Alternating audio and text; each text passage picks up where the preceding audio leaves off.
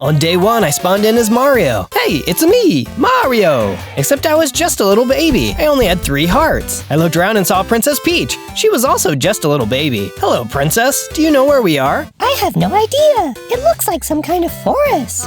I looked around and all of the trees close to us looked like they had been burned down. The grass was dead too. We were basically in a little crater. Huh, that's odd. Just then, a bunch of Koopa Troopas came out from the trees and grabbed Peach. Hey, you let her go! I jumped on one Koopa and he took a lot of damage. Neat. I jumped again, but the Koopas got some hits in. I only had a little bit of health left. Before I knew it, some Koopa Troopas were taking Peach away. I didn't have the strength to fight all of them, but I tried to follow after to see where they were going. You let me go! Peach struggled, but it was no use. There were too many Koopas and she was tiny. I kept following, but then all of a sudden, they disappeared. Hey, where did they go? I looked around but didn't see them anywhere. It was getting dark out, so I decided to find some shelter for the night. I would look for Peach tomorrow. On day 2, I woke up and went to gather some supplies. I couldn't help Peach if I didn't have some sort of weapons. I gathered some wood from some trees and went to building a crafting table. Then I made some wood tools along with a sword. This'll do the trick. I decided that I wanted to set up a base. I needed to make sure I was safe from Bowser and his goons. I got right to work gathering supplies and clearing out an area next to the water. It wasn't anything fancy, but it was safe.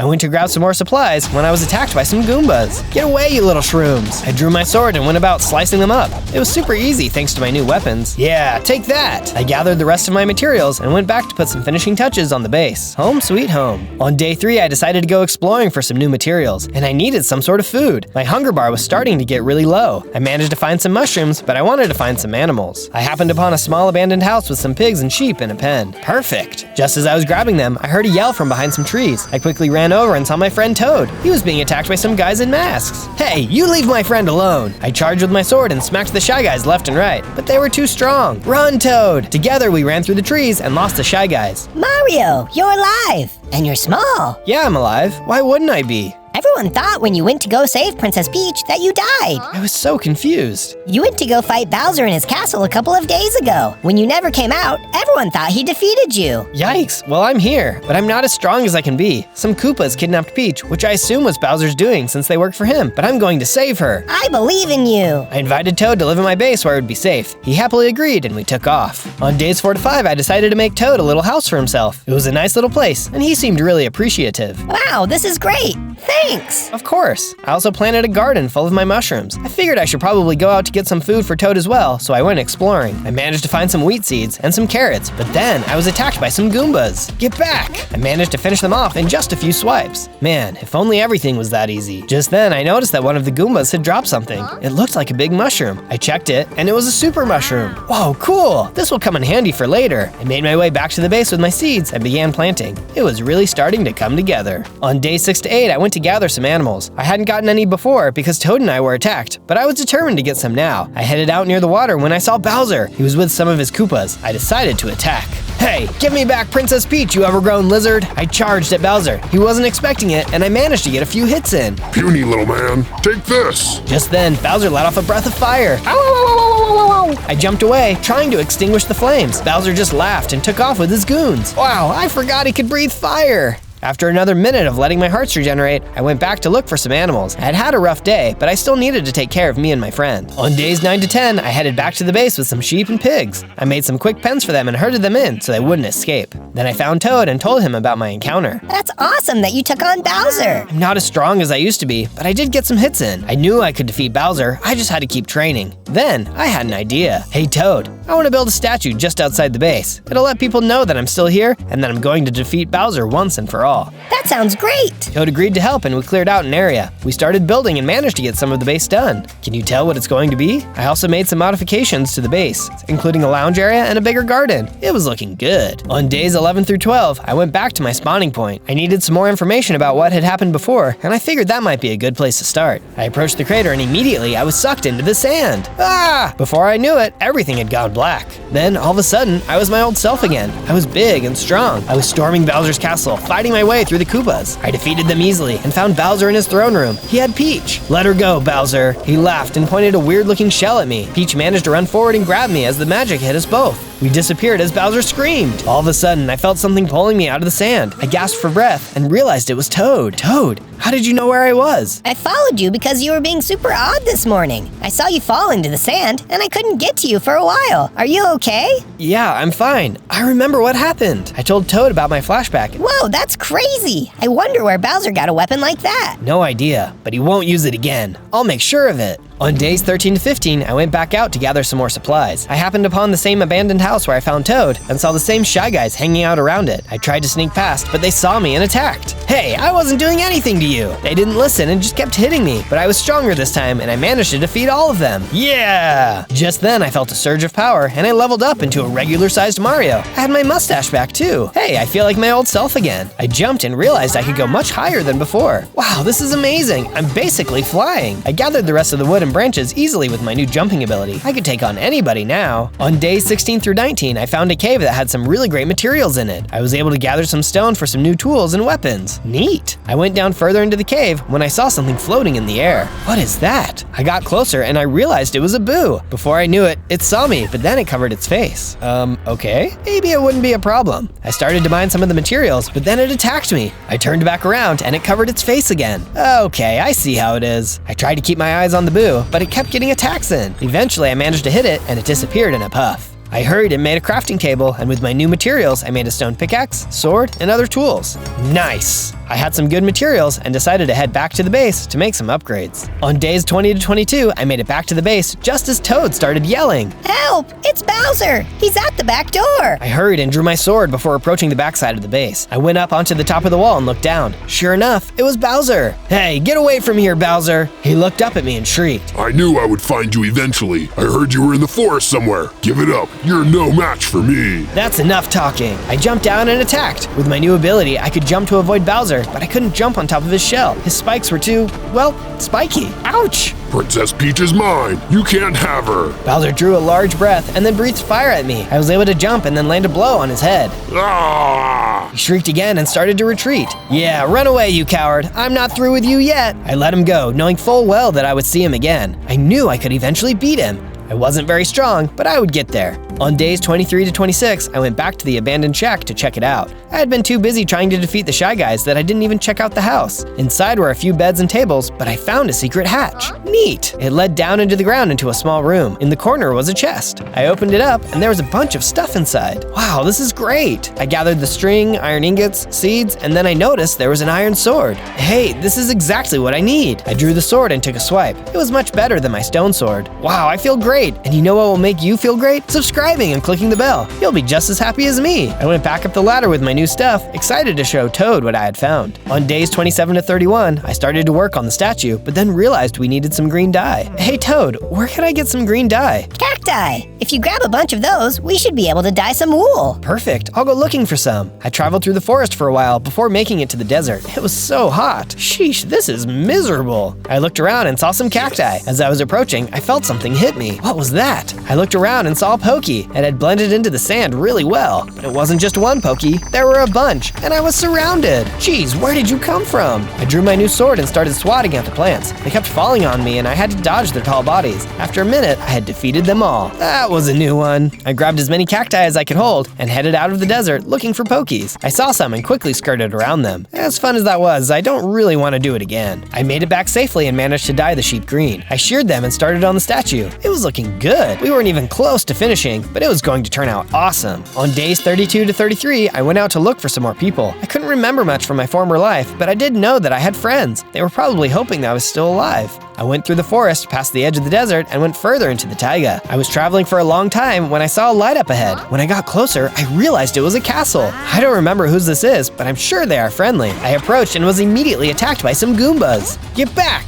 Just then, someone came out to help me. It was Daisy. After a minute, we defeated all of the Goombas. Daisy! You're alive! I'm so glad! She invited me into the castle and tea was served. It's so good to see you. I desperately need your help. With what? Have you not heard? Luigi has been captured by Wario. Well, I guess you wouldn't have heard, since it happened the day after you disappeared. I couldn't believe it. Man, did us brothers have bad luck or what? I'll go get him. He is my brother after all. Oh, thank you. She gave me directions for the lair that Luigi was being held in, and I started to make my way in that direction. On days 36 to 39, I went looking for Luigi. I knew that I had a brother, but all the details were fuzzy. That weird magic shell that Bowser had used on me was really doing a number on my memory. I made my way through the taiga into a tropical rainforest area. It was raining and I could tell that it was going to get dark soon. Ugh, I'm all soggy. Just then, the rainforest opened up into a clearing. There was a rundown castle and lots of plants surrounding the walls. Looks easy enough. I saw a little bird fly past, and all of a sudden, one of the plants gobbled it up. Piranha plants. I should have known. I scoped out the area again, trying to find a way around the carnivorous plants. I looked up and decided I was going to try to climb one of the trees overhanging the castle. I made my way over and jumped up the branches. All was going well until I stepped onto a slippery branch. Ah! On days 40 to 43, I was falling to my death. I was just about to hit the ground when I realized I was in water. I hadn't noticed the small river running alongside the castle. Phew, that was too close. I couldn't climb the tree, so I guess I had to go the original way. I maneuvered around the plants, slicing them if their jaws got too close to me. Before I knew it, I was at the front door. It wasn't even locked as I went to open it. Amateurs. I walked in and up the stairs where I saw Luigi in a cave. Brother! I ran toward him, but then Wario and Waluigi stepped out. Not so fast, Red. You're ours now. Yeah, ours. Give me a break.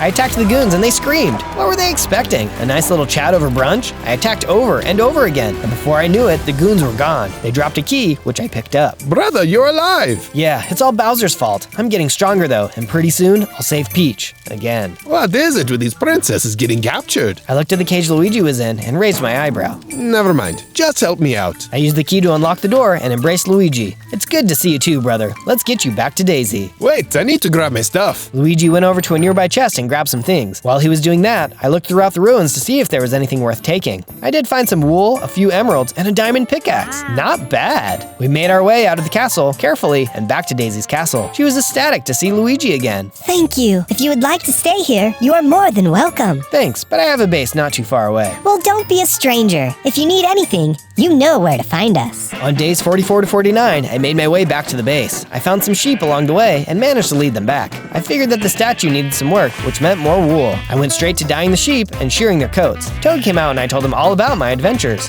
He helped me on the next part of the statue, and it was looking really nice. Can you guess what it is now?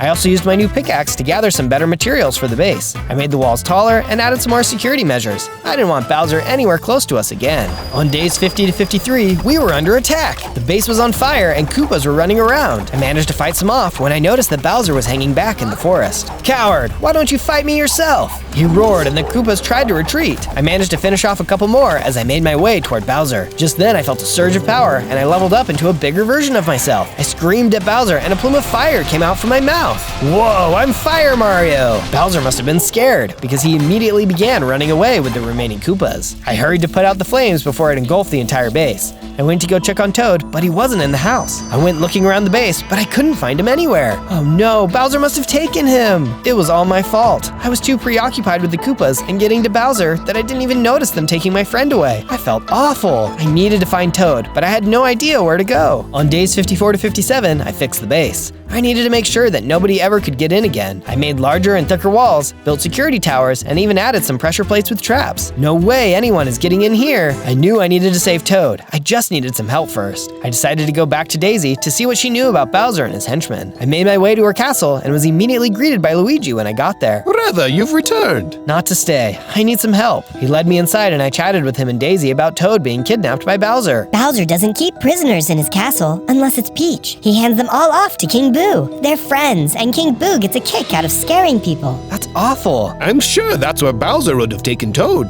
It's a long way from here and it's very creepy. Everyone calls it Shadowland. Nothing grows there. How do I get there? They told me where the castle would be and wished me luck. He has probably imprisoned all sorts of innocent people there. Be sure to help them. Of course. I wanted to go save my friend, but I needed to make some preparations first. On days 58 to 62, I went searching for more materials. I found a cave and started mining some iron ore. I made some new tools and went digging deeper into the ground. After a while, I found some diamonds. Perfect, just what I was looking for. I was about to mine them when I was attacked from behind. I flipped around and saw a bunch of boos. I'm not in the mood, ghosty boys. I used my new iron sword to swipe at them. them. They tried to fly away, but I got them all. Take that! I went back to mining my diamonds and was able to gather enough to make some weapons and some armor. Now that's slick. I could take on anything with this getup. I was feeling more confident about saving Toad already. On days 63 to 66, I headed back to the base to work on the statue. I dyed more wool green as well as some yellow and gathered it all up to make the next part of the statue. It's almost there, just one last part to go. I felt happy about my progress and how strong I was getting. I was going to rescue my friend. I knew it. I also know that if you subscribe and click that bell, that would help me to have the support I need to go and rescue my friends. On day 67 to 70, I followed the directions Daisy and Luigi gave me to get to the Shadowland. They were right. It was super creepy here. All the ground was covered in some sort of weird moss and the sky was darker. I only want to stay here for as long as it takes to get my friends, not a minute longer. I approached the castle and opened the tall double doors. They swung easily but made a haunting sound as they did so. I hated that.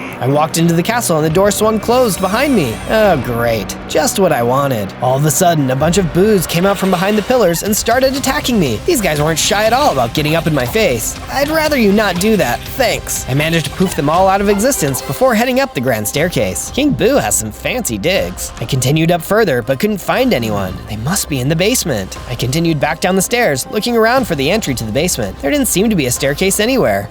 That's odd. I went into a room that I assumed was some sort of study. I looked at the walls and noticed that one of them looked like a different color than the rest of the bricks. I kept looking and noticed a cool little paperweight on the desk, shaped like a crown. I tried to grab it, but it was stuck to the desk. I tilted it and in doing so, opened up a secret passageway. Nice! On day 71 to 74, I went down the stairs into the creepy dungeon. There were cobwebs everywhere and I thought I heard screams as I descended further. I hope my friends are okay. The stairway opened into a large room full of cages hanging from the ceiling. I could see Toad. You're here! I ran to get closer to the cage, but then I felt something hit me from behind. I immediately felt dizzy. I turned around and could barely make out King Boo with his crown and scepter. He laughed at me with his creepy smile. Someone wants to be a hero. How fun. He hit me again with his scepter and I felt myself losing health. Fast. The dizziness was overwhelming. What kind of weird magic was this? I'm here to friends my save from you, Boo King. Yes. The scepter is doing its job. Don't worry. You'll be unconscious in no time. I waved my sword around mindlessly. Move, you big ball of creepy creep. Before I knew it, I had fallen down and everything went black. On days 75 to 78, I woke up in a cage and my head hurt. Man, that did not go as planned. You're telling me. I looked over and could see Toad, along with Toadette, Yoshi, Rosalina, and Birdo. Wow, I guess we're all a bunch of geniuses, huh? You're still feeling the effects of the scepter. Just take it easy. Toad was right. I was feeling pretty awful still. I looked around the room and noticed there was a large release button on the wall, but it was too far away. Then I had an idea. Hey everybody, try to take cover, okay? Everyone huddled in their cages as I let out my fire breath. I aimed toward the button and the pressure from the fire activated it. All the cages popped open and we were free. Everyone, get upstairs. We need to escape. Not so fast. I looked and saw King Boo coming down the stairs. Everyone backed up against the wall. You won't get me again, Boo. He smiled his creepy smile and charged me. I let out another fire breath, which sent him flying. He screamed and tried to go back up the stairs. Not so fast. I let out another fire breath and got him square in the face. He screamed again. I ran up and hit him a few more times with my sword, doing some hefty damage. Then, in the blink of an eye, King Boo was no more. Yay! Everyone cheered and started heading up the stairs. We all made it out and headed toward the base, triumphant. On day 79 to 84, we traveled back to the base. It was a long journey, but we were all doing okay. Before we got there, we ran into Daisy and Luigi. We have just heard the most terrible news. What is it? Is everyone okay? For now, but Bowser has figured out a way to amplify the magic of the shell he used on you. He's going to make all of us small and weak and then capture us. Everyone started freaking out. Everybody, it's okay. I will go and stop him before he has a chance to use the shell. We thought it would be safer with you. Is it okay if we stay at the base? Of course. We continued to make our way to the base. I didn't know exactly how I was going to do it, but I needed to stop Bowser before it was too late. On days 85 to 89, we all arrived back at the base. We got right to work making more houses for everyone and planting more food. It was good to know that everyone could be safe here. After a while, Toad came up to me. I noticed that King Boo dropped his scepter and his crown after you defeated him, so I hurried and grabbed those before heading out. Good thinking, Toad. He gave me the items. Both seemed powerful, but I noticed the gems were missing in the crown. I wonder if that's what gave it its power. I already knew what the scepter could do, so I didn't think too much of it. Hey, let's finish the statue. Let's show Bowser just how powerful you really are. We went to work finishing up the last part of the statue. It had taken a good bit of time, but it turned out amazing. I was super proud of it. We went back down to the base, where Toadette greeted me. I need to talk to you about the crown Toad found. Okay, what's up? Before Bowser captured Toad, the rest of us were all in the dungeon for a long time. I overheard Bowser talking to one of his his henchmen about stealing the gems from King Boo's crown. He didn't want Boo to become more powerful than him. Boo assumed it was a servant who stole them, but it was Bowser. I know where he keeps the gems. You should get them so you can use the crown against Bowser. That's great information, Toadette. Thanks. Now I felt even more confident in my ability to defeat Bowser. On days 90 to 94, I traveled to the place that Toadette had told me about. It seemed like a smaller compound guarded by some Koopas, though these Koopas looked a little tougher than the other ones I had seen before. This must be the place. The security is better. He must be hiding some good stuff here. I snuck around and opened the door. I was met by a bunch of Koopas, which I smacked with my sword. I knocked out dozens of Koopas as I headed toward the small tower in the middle. Nobody could touch me. I was so powerful. I made it to the tower without a scratch and opened the door. I made my way up the stairs and into a small room with a chest in the middle. Get out of here before I turn you into a nice mantelpiece for the wall. I turned and saw a Koopa, this one larger than most I had seen. I'd like to see you try. The Koopa charged and actually got a few good hits in. He was a really good fighter. I dodged and swiped with my sword. He put up a good fight, but before long, he was gone. Oof, that was a bit tough. I went to the chest and opened it up. Inside was some gold, a bunch of netherite ingots, as well as the gems. I put the gems in the crown and it started to glow. I didn't want to put it on just yet. I figured I would save it for later. Thanks, Toadette. That was an awesome stash. I headed back to the base with my pockets brimming with all kinds of treasures. On days 95 to 97, I took the netherite I had found and upgraded my diamond gear into netherite armor and weapons. Nice, this is going to be amazing for my fight. I went around the base saying goodbye to my friends. Goodbye, brother. Good luck in there. Thanks. Thanks for all of your help.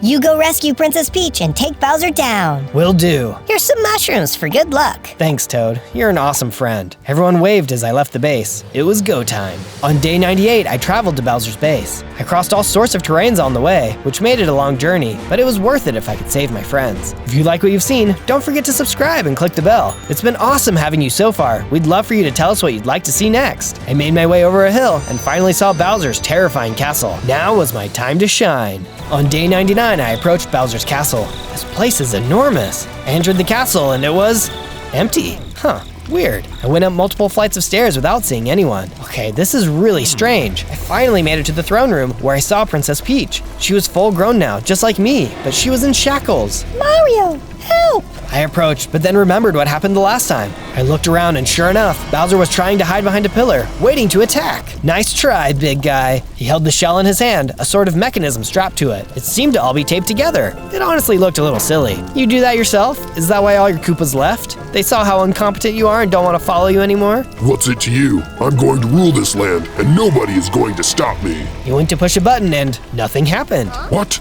Why? You broke it, Bowser. I tried to tell you to give it up. You be quiet. Bowser tossed aside the shell, ready to breathe fire at me. I hurried and put King Boo's crown on. Just then, I leveled up into a huge Mario, just as big as Bowser. I'm Super Mario. I charged at Bowser with all my might. We exchanged blows. He was taking a lot of hits, but he wasn't doing too bad himself. I saw my health starting to decline, but couldn't give up now. Using all my strength, I made one final blow, knocking Bowser down, defeating him. Yay, you did it! Princess Peach jumped up and down for joy. We were free.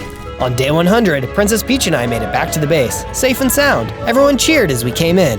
It felt good to be a hero. On day 1, I spawned in as Black Panther. I only have 4 hearts. That doesn't seem like a lot for a superhero, but I can move quickly thanks to my cat-like reflexes. And it looks like I have vibranium claws too. Neat! Hey look, there's a waterfall right behind me. And there's some kind of skeleton with a giant battle axe? What is he doing here? Uh-oh, are we about to fight? Bring it on! The skeleton ran at me and swung his weapon, but with my cat-like reflexes, I dodged him easily. I ran up behind him and hit him with my claws. These claws were really powerful. Whoa, he fell right over the waterfall. I won! Too bad I can't get any loot from that skeleton because he fell down so far. I really wanted that cool battle axe. I decided to go to the bottom of the waterfall and look to see if I could find it. When I got there, I saw that the skeleton was still standing. He ran at me again, but this time I faced him head on. He was no match. And look at that, he dropped the battle axe. It's not vibranium, but it's still pretty cool. I wonder where that skeleton got it. I decided to take shelter in a cave under the waterfall and relax for the rest of the day. On day 2, I was woken up by the sounds of an angry gorilla. It had come out from the back of the cave and was trying to attack me. I looked at it a little closer and realized that it wasn't an ordinary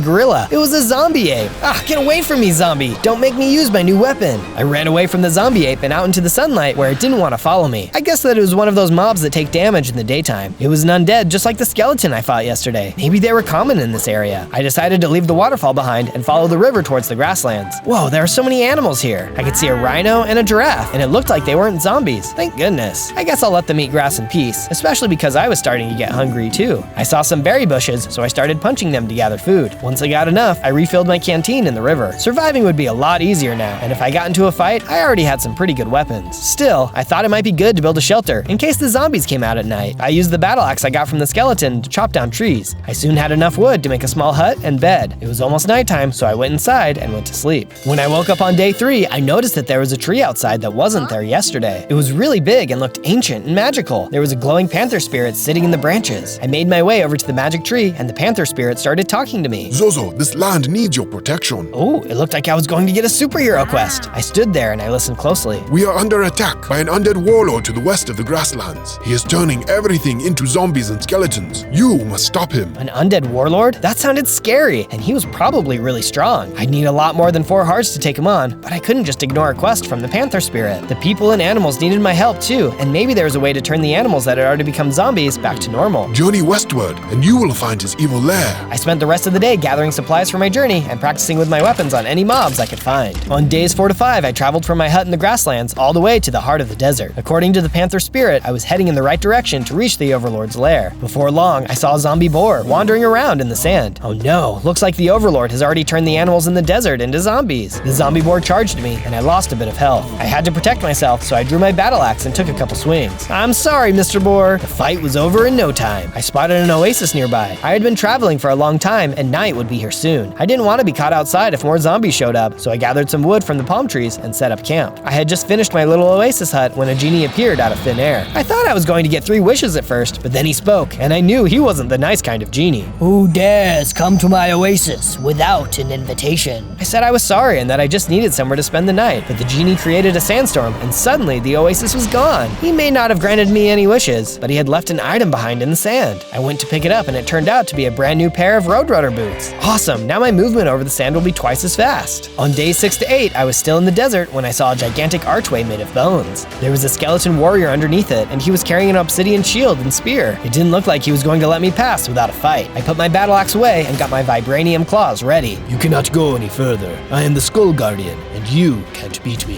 He seemed serious, but I had to try. If I couldn't win here, there was no way I could beat the Overlord. I attacked him, but even my vibranium claws couldn't get through his shield. It was too tough, even for obsidian, and his spear kept damaging me. I was almost out of health. The only thing I could do to survive was run away. Good thing I had those Roadrunner boots. I turned around and got out of there. The Skull Guardian stayed at the archway and shouted after me. You are too weak. Come back when you are stronger. Maybe I still needed some more training. While I was running away though, I was spotted by a group of hoglins. I could have easily run away from them, but I was tired of running. I stopped and decided to face them. I took out my claws and defeated each and every one of them. When I defeated the last hoglin, I suddenly felt something inside of me. I grew into an even bigger Black Panther with more hearts. I also saw that the hoglins had dropped a ton of leather. I could use this when I got back to my base. On days 9 to 10, I went back to the grasslands to expand my hut into a base. I used some sandstone from the desert to make it into a small tower and crafted myself a full set of leather armor too. I then crafted a shovel. I felt a pull to this area for some reason, like it was calling to me, so I dug down until I hit some stone. There, I had an entrance to a mine beneath the tower now. I'd have to check it out further later. I built more furniture inside the base. Using wood I was able to gather from a bunch of trees in the grasslands. The one tree that I didn't use for wood was the ancient spirit tree. The panther spirit wasn't there, but I was hoping that maybe it would show up to help me again. I definitely needed some advice on how to defeat the Skull Guardian. If I couldn't beat him, I would never be able to defeat the Overlord and save this land from zombification. On days 11 to 12, I was walking along the river when I saw the zombie ape from the cave splashing around in the water. Had it followed me all the way to the grasslands? It really might have, because it noticed me and ran up to attack. I was a lot stronger now though. This ape didn't know what he was getting himself into. Sure enough, I was able to win against the zombie ape that I ran away from on day 2. I looked at the river to see a water elemental emerging from below the surface. Thank you. That zombie had taken over my home behind the waterfall, and last night it chased me all the way here to the grasslands. Who are you? I am the spirit of the river, and I can see that you are a great hero. This land needs a protector, and I'm glad you were here to save me. I'm not that great of a hero yet. I need to beat the Skull Guardian or I'll never save the animals. Have faith in yourself. I am friends with the Panther Spirit, and he believes you can do this. But last time I fought against him, I didn't even damage him, and he almost took all of my health. The only reason you lost to the Skull Guardian was because he had an enchantment cast on him that shields him from the attacks of the living. The spirit of the river handed me a potion. Drink this potion, and your claws will be able to strike true. That should make it a fair fight. I said thank you to the spirit. If so many beings were counting on me, I couldn't give up. On days 13 to 15, I decided to check out my mine again, but first, I needed to grab my pickaxe. I still felt something something drawing me to dig deeper, so I started digging down. Whoa, what's that? It was a strange material. Vibranium! Turns out, there was a lot of it just below the surface. This land must be rich in it or something. Either that, or I just discovered the only vibranium mine around. I gathered a bunch of it and went to my base to see what I could craft. It turned out I could make a full set of vibranium armor and tools. Super! I have some serious armor now. My base is also looking way cooler. It's tricked out with vibranium walls and minecart rails. I kept the ancient tree protected in its own little courtyard and made sure to give it plenty of water. I also remembered to plant trees around the grasslands so that I get more wood in the future. On day 16 to 19, I was making my way back through the desert when I ran into a group of husks, and it looked like they wanted to meet the Black Panther up close and personal. The husks attacked me, but I fought back, clawing away at them. Take that, you dried out no good zombie, and here's one for you, you wannabe mummy. Before I knew it, I had beaten the whole group, but then I heard something and turned around. There was one more husk, and this one was way bigger than the others. That's a huge husk. I wasn't scared though, and I rushed right in to face him. The huge husk hit a lot harder than his little brothers, but his skin was just as soft as theirs, and before long, he was down for the count too. You know, I was glad those husks attacked me though. It was good practice for my claws, since I knew I'd be facing the Skull Guardian soon. On days 20 to 22, I reached the archway where the Skull Guardian was waiting and challenged him to a fight. So, you think you can beat me this time? Sure I can. Watch this! I drank the potion that the water elemental gave me, and now my attacks could actually damage him. I still had to keep my guard up and dodge a spear attack, but even his shield couldn't stop my vibranium claws this time. After several hits, he finally went down and dropped a skeleton key. A skeleton key? Was this thing made from the skull of the guy I just defeated? Gross. This would probably come in handy later though, so I made sure to take it with me. My journey continued on, and soon I made it out of the desert to a wasteland. I'd have time to explore it soon, but for now, I decided to get back to my base, but not in the way you might be thinking. On days 23 to 26, I decided I didn't want to have to cross through the desert again in case I ever wanted to come back here, so I decided to build a massive tunnel back to my base. I dug down a little ways and then started tunneling in the direction of my base, placing torches as I went. It took a long time, but eventually I got to where I thought my base should be and tunneled up out of the ground. I popped up right in front of my base. How's that for good luck? When I got to the door of my base though, I saw there was a package waiting for me with a note attached to it. This must be from the water elemental. I could tell because it was all wet. The note read, Dear Zozo, you're doing great. I knew you could defeat the Skull Guardian. Included are some potions that should make your journey easier. P.S. If you're liking the video, make sure you search for other Zozo videos at ZOZO to see more adventures he's been on. Yep, definitely weird, but when I opened the package, I saw it was full of experience potions. Nice! I drank the potions and felt myself starting to change. I grew bigger and had more hearts, too. On days 27 to 31, I upgraded my base to look a little nicer, since Black Panther is a king after all. I started a statue outside too, something that I knew would inspire me every time I came back to my base. I know it's only the very start, but can you tell what it is yet? Next, I laid down some track in the tunnel so I could quickly get back to the wasteland using a minecart. When my minecart ride was over, I exited the tunnel and took a look around the wasteland to see if I could find any sign of the Overlord's lair. That's when I noticed a small village hidden among the rocky hills of the wasteland. The villagers there said they'd been attacked by zombies, and some of them had even gotten turned into zombies. Our iron golem was supposed to protect the village, but it's been broken for a long time. Don't worry, I have an idea for how to fix it.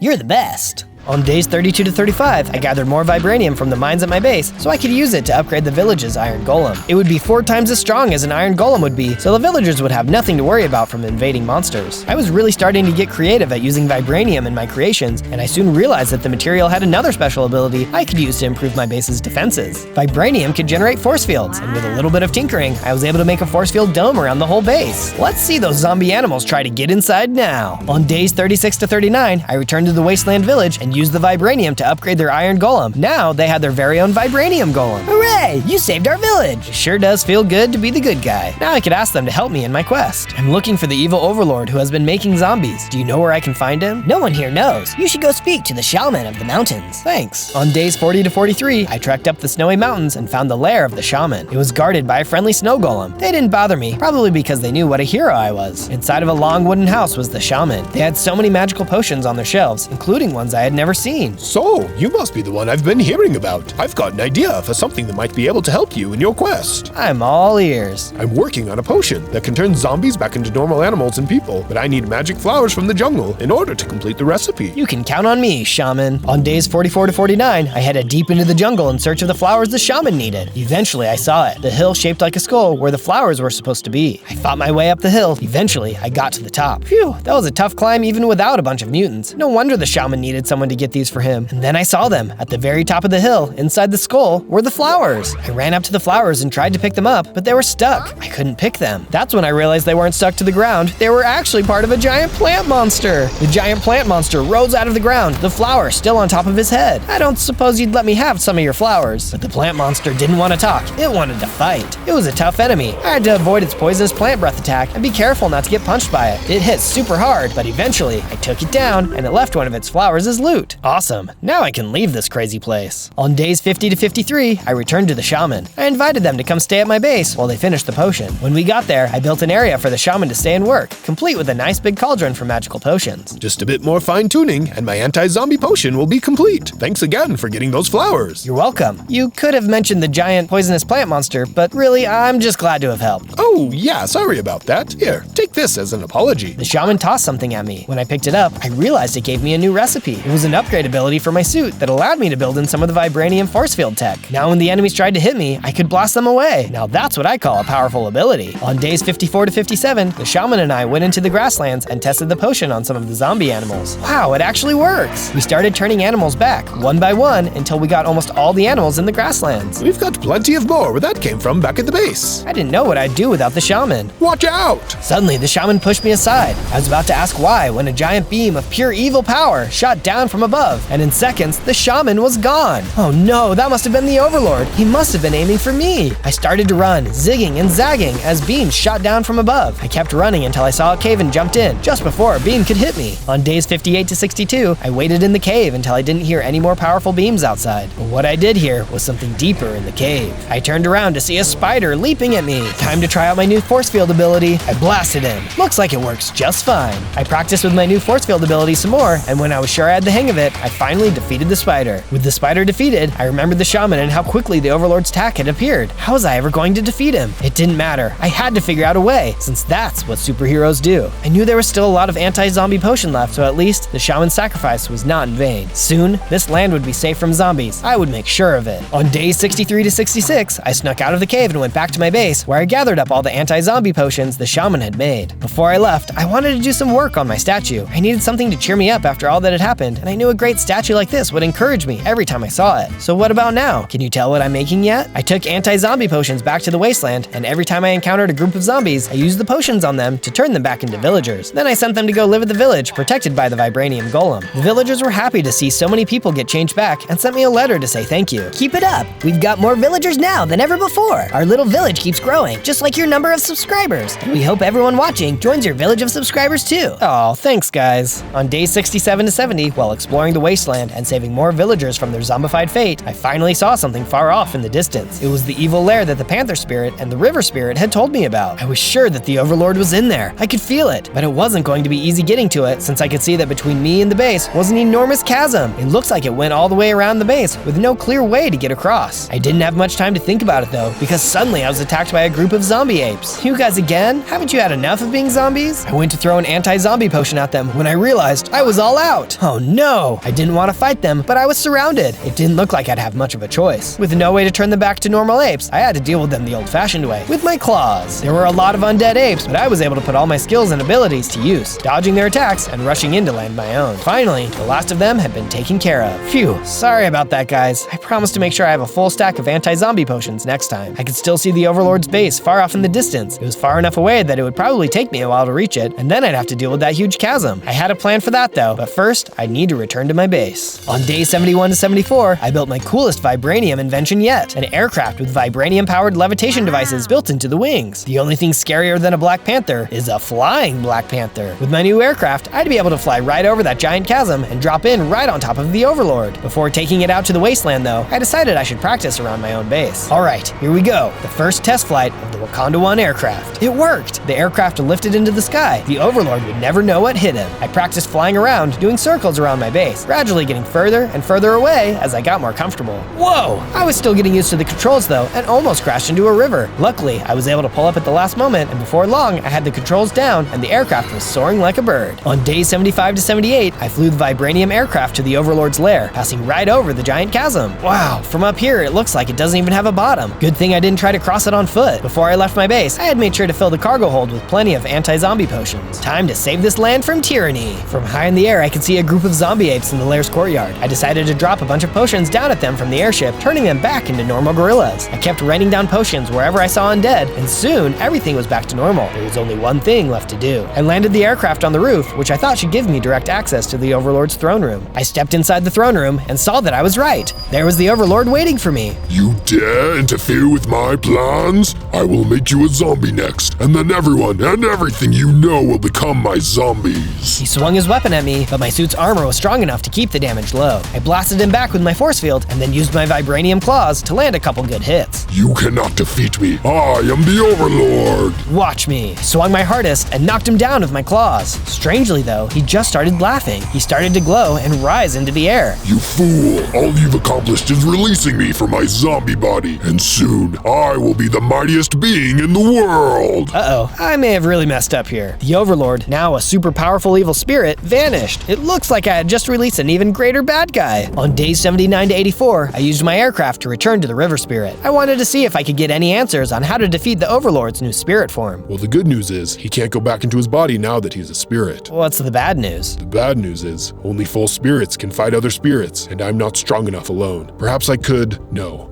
it's impossible. What? What's your idea? Well, there is one thing that might work. I'm able to impart some of my river powers on others, but it's far too dangerous. You're not nearly strong enough to survive it. But if I was able to handle you giving me some of your river powers, could that turn the tide? Maybe, but you'll need to become much stronger both in body and mind if you want to withstand my powers. I had to stop the Overlord, and this seemed like the only way, so there was only one thing for me to do: get stronger. It was time to start training. On days 85 to 89, I returned to my base and built some new areas where I could start training my body and mind. For physical strength, I built a dojo near the Panther Spirits tree, complete with dummies that I could practice my attacks on. I had an even better idea for how to make my mind stronger, but to make it a reality first, I had to finish my statue. I completed my statue and stood back to look at it. I thought it looked great and felt mentally stronger just from gazing at the powerful panther emerging from the mountain. But it still needed one more thing. I decided to build a meditation spot right under its mouth, somewhere that I could focus and strengthen my mind. After training both in body and mind, I returned to the River Spirit, but he quickly sent me away, telling me I wasn't nearly strong enough yet. I returned to my base again to train, and this time the Panther Spirit himself appeared in my dojo. He told me that he'd train with me so I could get better at fighting even quicker. I had an idea for how to improve my meditation training too. I went back to the statue and made it so that the water would pour out of its mouth, creating a waterfall. I then built an area right where the water hit the ground where I could sit in the rushing water and meditate, learning how to focus even with powerful forces raging all around me. As I sat in the rushing water, thinking about my fighting training, I suddenly felt myself start to change. I grew in size and gained more hearts. Surely now I must be strong enough to handle the River Spirit's power. I returned to the river and met with the spirit again. This time, there was no doubt.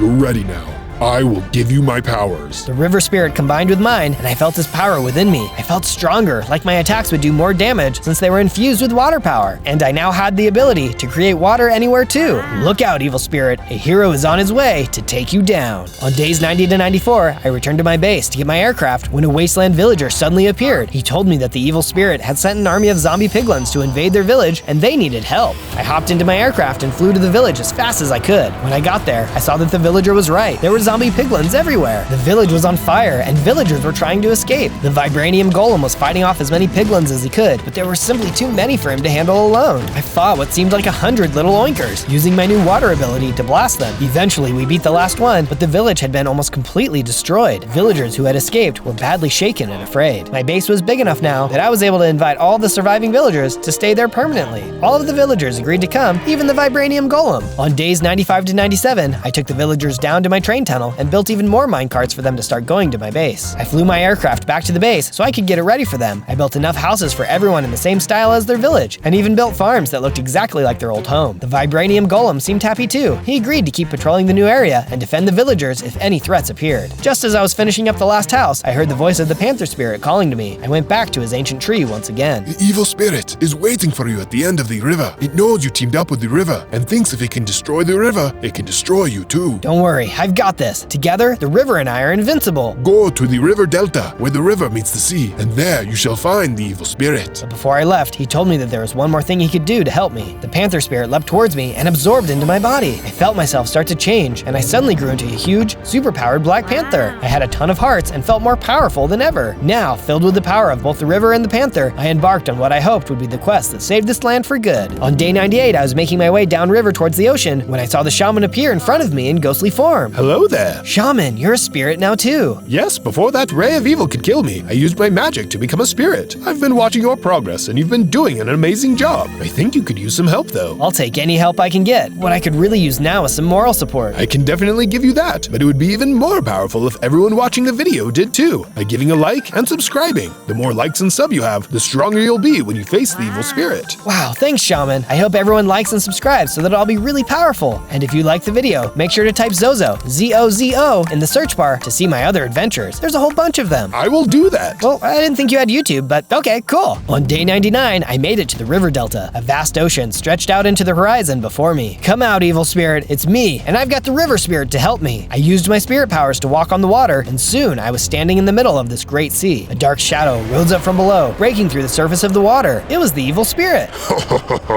You're too late. I will soon eat the river and become even stronger. Then I turn anything that drinks from the river into one of my undead servants. We will never let this happen. I used my water powers to hit the evil spirit, then I ran in and started clawing him. Oh, that does it. The evil spirit called down his beam of destruction, the same one he used on the shaman, but I was ready this time. There was no way he could win, not after everything I went through, not after I came this far. As we battled, I suddenly saw other beams of energy. I looked to my sides and saw the panther, the river, and the shaman spirit standing next to me, adding their energy into mine. My combined spirit beam grew bigger and stronger, and in moments, the evil spirit's power had run out, and he was blasted by the beam. Impossible. No! I rushed in, and with one final blow from my spirit claws, I put an end to his reign of evil for good. On day 100, I returned to the base and built myself a royal chamber suitable for a Wakandan king. The land may have been saved this time, but somebody would need to remain and be its protector. And from now on, that would be me.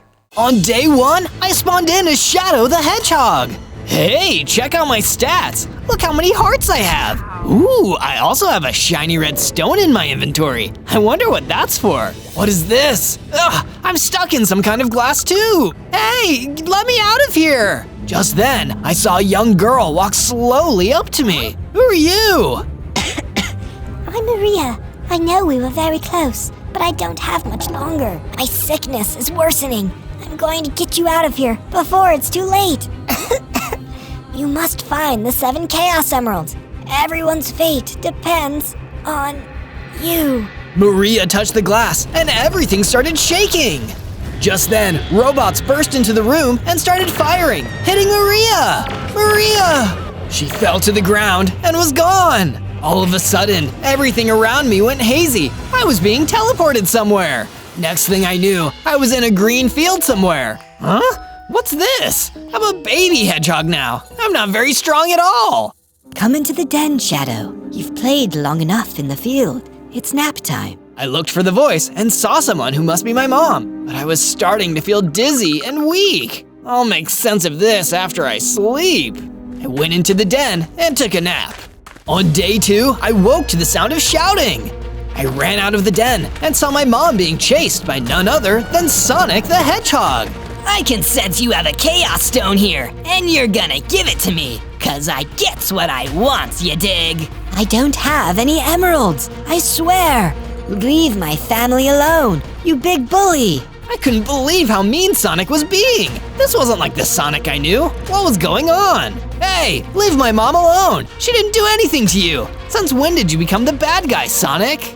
Who is this pipsqueak? What, were you born yesterday? I'm the greatest supervillain to ever exist. And don't you forget it, kid. Go inside, Shadow. Dr. Eggman will be here any moment to help us. Dr. Eggman? Helping civilians? What was this? Opposite world? Sorry, kid. Your mom is going with me until I find the Chaos Stone she is hiding. But I'll leave you with a little parting gift. He placed some TNT at the den, and it blew it to pieces. I tried to get to my mom, but Sonic grabbed my mom, and in no time, he was gone. He was so much faster and stronger than me now. Then I had the thought, Maria must have sent me to an alternate dimension. I better get some tools and build some shelter from mobs. And I need to rescue that lovely owl that is apparently my mom. I've never had a mom before. I have to protect her. I got to work punching some nearby trees. With the wood I collected, I made myself a crafting table, then crafted a sword and a pickaxe.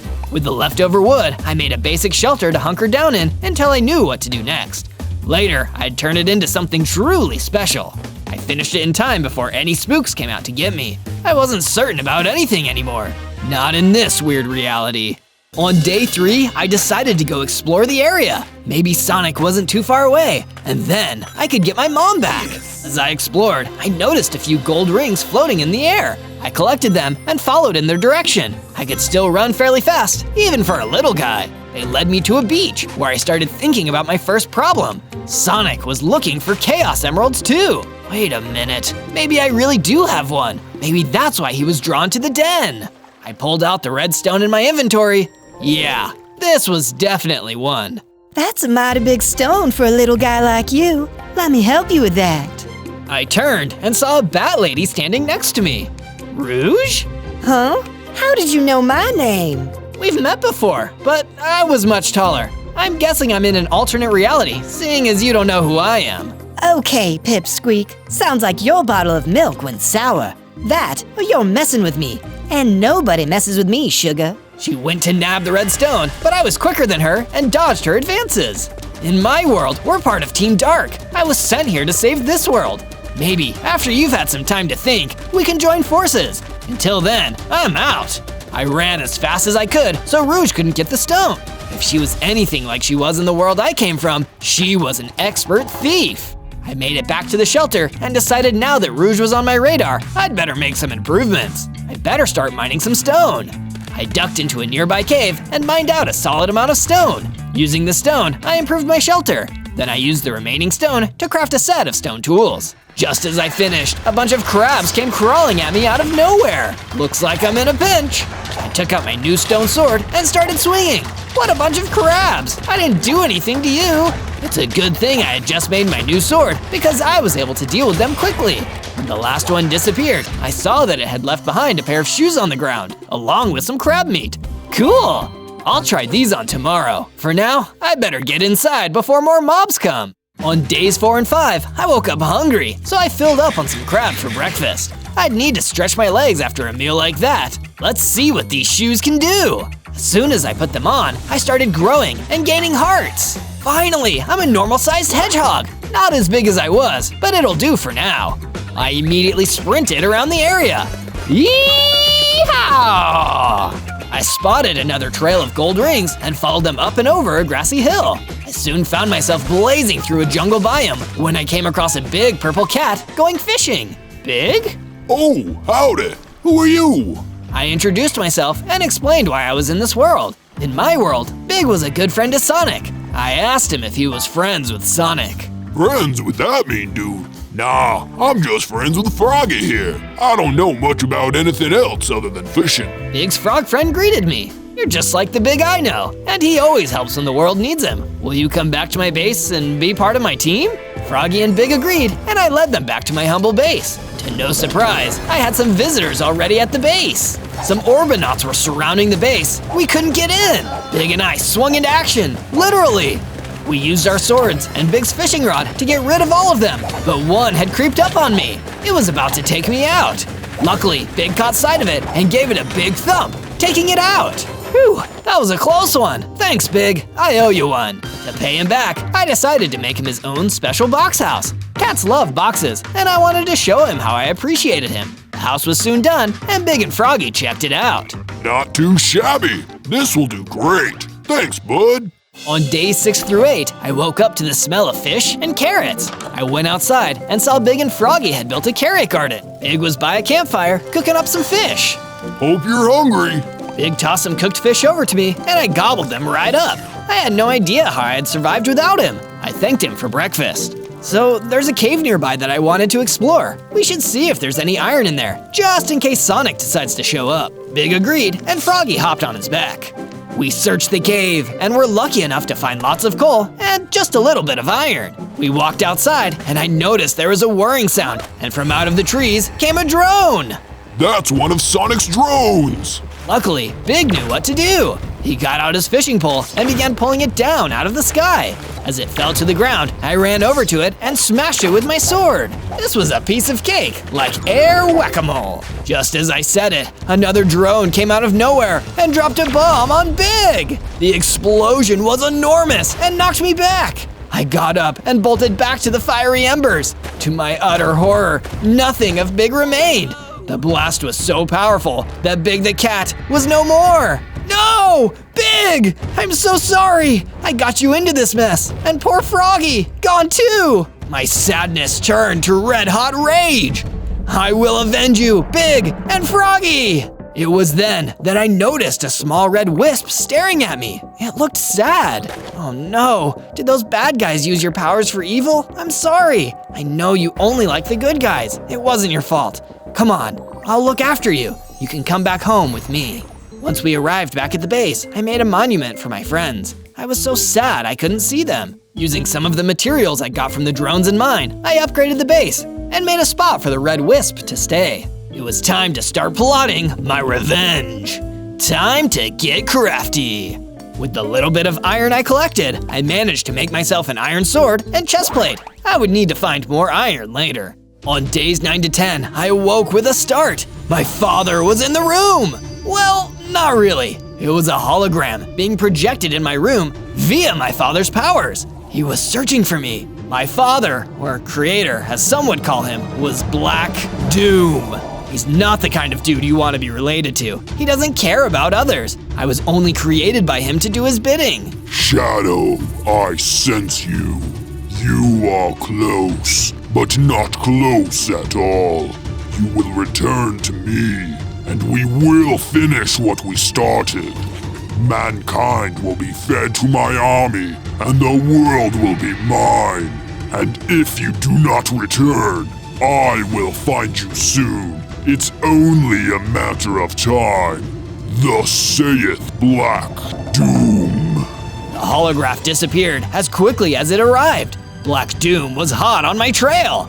I needed to speed up my search for the Chaos Emeralds. For days 11 through 12, I fortified my base, seeing as Black Doom was searching for me. I would need a lot more protection. I set up some torches too, to keep the bad mobs away at night. With that complete, I decided to go check out the snow biome to see if I could find some Chaos Emeralds. I had to start somewhere. I hadn't traveled far when suddenly I ran into a group of strange-looking robots. Sonic's Henchman Creations! I grabbed my weapon and hit the robots. It only took a couple hits to disable them, but the weird thing was, there were rabbits inside of the robots that hopped away to freedom. Sonic, you really are just like Dr. Eggman, an evil animal snatcher. Eventually, I made it to the snowy biome. I was racing across the cold terrain when something even faster came whizzing past me. I stopped running, and a silver hedgehog came and stopped in front of me. Silver? Just as I said his name, the hedgehog hit me with a blast. Stand down, enemy! Sonic told me you're the one trying to steal all the Chaos Emeralds for yourself. Not for myself, I'm finding them to help save my world from destruction. Sonic is the evil one.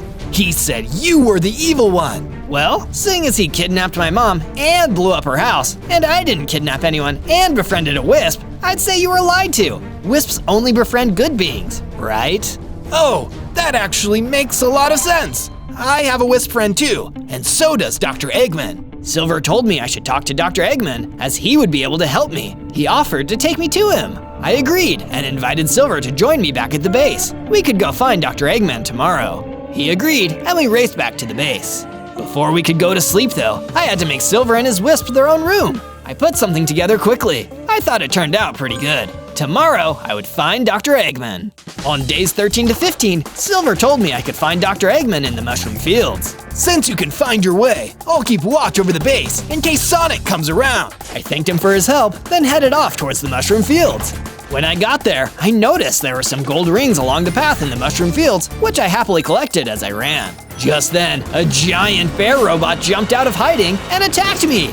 He instantly drained a lot of my health. I was in bad shape. It looked like there was no way I could win. Just then, someone dropped down from the sky. Looks like you can barely defend yourself. Rouge the Bat took out a diamond sword and smacked the robot bear, finishing him off. Whoa, talk about timing. Why did you help me? I'm a part of the Anti-Theft Coalition. I've been surveilling you. I think you really were telling the truth, so I wanted to help. I was glad to hear she believed me, but I still wasn't sure I could trust her. She was a notorious thief after all. By the way, there's a shortcut to Dr. Eggman's if you head that way. You're welcome. Now try not to die. I'll be around. Rouge jumped into the sky and flew away. Well, thanks for the tip, I guess. I turned toward the shortcut and continued making my way toward Dr. Eggman's. On days 16 to 19, I took the shortcut through the mushroom fields. I was looking around for Dr. Eggman when Silver came running up at lightning speed.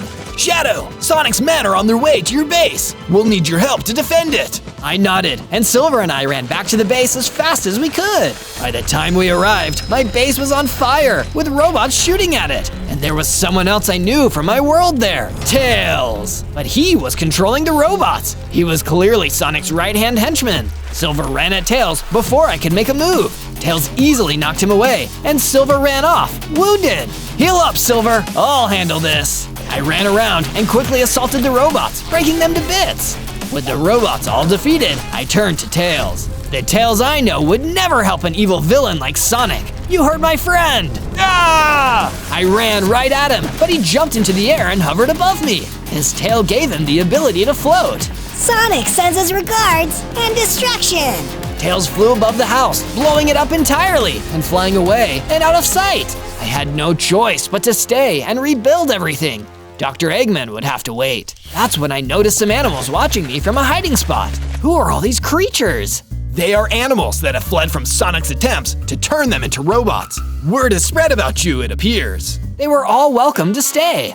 Looked like I'd need to start from scratch anyways. The base was really destroyed. I would need a lot more space for my base. I had to go collect way more resources than I had. I'll be back in a flash. Once I had enough materials, I expanded the floor plan and made rooms for the different animals. I made sure I had a furnace too. I also set up a perimeter around the house to help keep the robots and other bad mobs out. It was looking good. I should finish getting more iron so I can upgrade the rest of my tools and armor. I ducked into a nearby cave and was lucky enough to find a big stash of iron. Oh yeah, now we're talking. I mined up as much as I could, then smelted it all down back at my base. Then I used it to make the rest of my armor, as well as all the other tools I would need. Let's see Tails try to beat me now. On days 20 to 22, I wanted more food around to eat, so I went looking for more options. I ran to a wheat field and gathered some wheat for bread and cakes. I noticed some motobugs riding towards me. These guys have no clue who they're messing with. I ran circles around them. I ran so fast that I started to fire in the wheat and the motobugs caught on fire. You guys are toast. I heard some sheep bleating and found a flock of them nearby. I herded them back to the base and made them a pen. I wanted to use their wool for my statue. I laid down grass and wheat in their pen so it would be a cozy spot for them. I hope you like it. I then started crafting materials so I could start working on my statue. I knew exactly what I wanted to make. But what do you think it is I'm making? A pretty blue mushroom? A statue of Black Doom picking his nose? Let me know your guess in the comments. On days 23 through 26, it was now time to go find my new mentor, so I traveled back toward the mushroom field. I soon reached the shortcut and followed it until I arrived at the mushroom fields. Finally, I found what had to be Dr. Eggman's base. At first, I thought it was just another tall mushroom. It was weird imagining being nice to him. I usually just wanted to knock him out. Hello there, young hedgehog. Kindly turn back. This island is not safe for you, I'm afraid. His voice came over a loudspeaker. But I'm actually here because I need your help. I want to defeat Sonic, free my mother, collect the Chaos Emeralds, and save mankind from my father, Black Doom. That's a good one, son. Did one of my friends put you up to this? Those rascals. No, I'm serious. I was told you could help me become strong and knowledgeable enough to defeat the evil of this world and mine. Are you gonna help me or not? Oh, I'll tell you what. If you can run around this island by the time I count to 30, I'll take you on as my apprentice. I smirked. You're on. Before he even started counting, I ran as fast as my legs could carry me. I was blitzing around the island like no tomorrow. By the time I got back to Dr. Eggman, he had only gotten halfway through counting. Most impressive. Yes, I think you will be a very good opponent for Sonic. Come inside, come tell me your story. From days 27 through 31, Dr. Eggman began training me to detect Chaos Emeralds and go up against Sonic's robots. We did training every day, running, punching, learning how to reprogram robots, meditating, and a lot more. While I stayed there, I told Eggman about my life story and about Maria. Do you have a granddaughter in this world? Indeed I do. She went to college to become a scientist. No illnesses, except the one in her brain. Huh? Oh, nothing. Just muttering nonsense to myself. Maria is fit as a fiddle. It was the best news I heard this entire time. In this reality, she was safe and alive. It was time for my final challenge. In the Great Mountains, there is a Chaos Emerald. If you can find it and get through the many traps and defeat the foes that live there, your training will be complete. I'll be back in a flash. Before I left, Dr. Eggman handed me a pair of new shoes. I noticed your shoes were looking a bit run down. I took the liberty to make you a new pair and added some upgrades as well. Whoa, these look pretty cool. Thanks. I put on the shoes and went on my hunt for the Chaos Emerald in the Great Mountains. These shoes are incredible. I was even faster.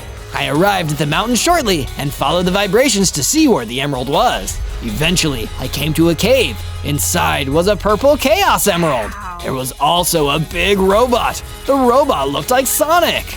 Metal Sonic sensing threat. Termination sequence initiating. Fast as a whip, I sped over to the robot and deprogrammed him. He was now a docile robot and let me take the emerald. I then programmed the Metal Sonic to only try and destroy Sonic. Let's give Sonic a taste of his own medicine. With the emerald in my possession, I sped back to Dr. Eggman. On days 32 to 35, I arrived at Eggman's base and presented the emerald to Dr. Eggman. Astounding! You really are the real deal. Sonic is really gonna have to watch out for you. Here, take this. It's a fancy new weapon I created. It should come in handy. Thank you, Dr. Eggman. I'm so glad you aren't an evil maniac, like in my world. Anyhow, I hope to see you around. I still might need your help. I said goodbye and zoomed away back toward the base. I couldn't wait to tell everyone I had collected another emerald. Before I could get home though, I saw something terrifying chasing a rabbit in the field. It was Sonic! Oh no, he's trying to get more animals for his robots. I've got to stop him. I snuck in closer and took aim with the new weapon Dr. Eggman had given me. Let's see how he likes this. I fired it off, hitting Sonic. What I failed to remember though is now he would be attacking me.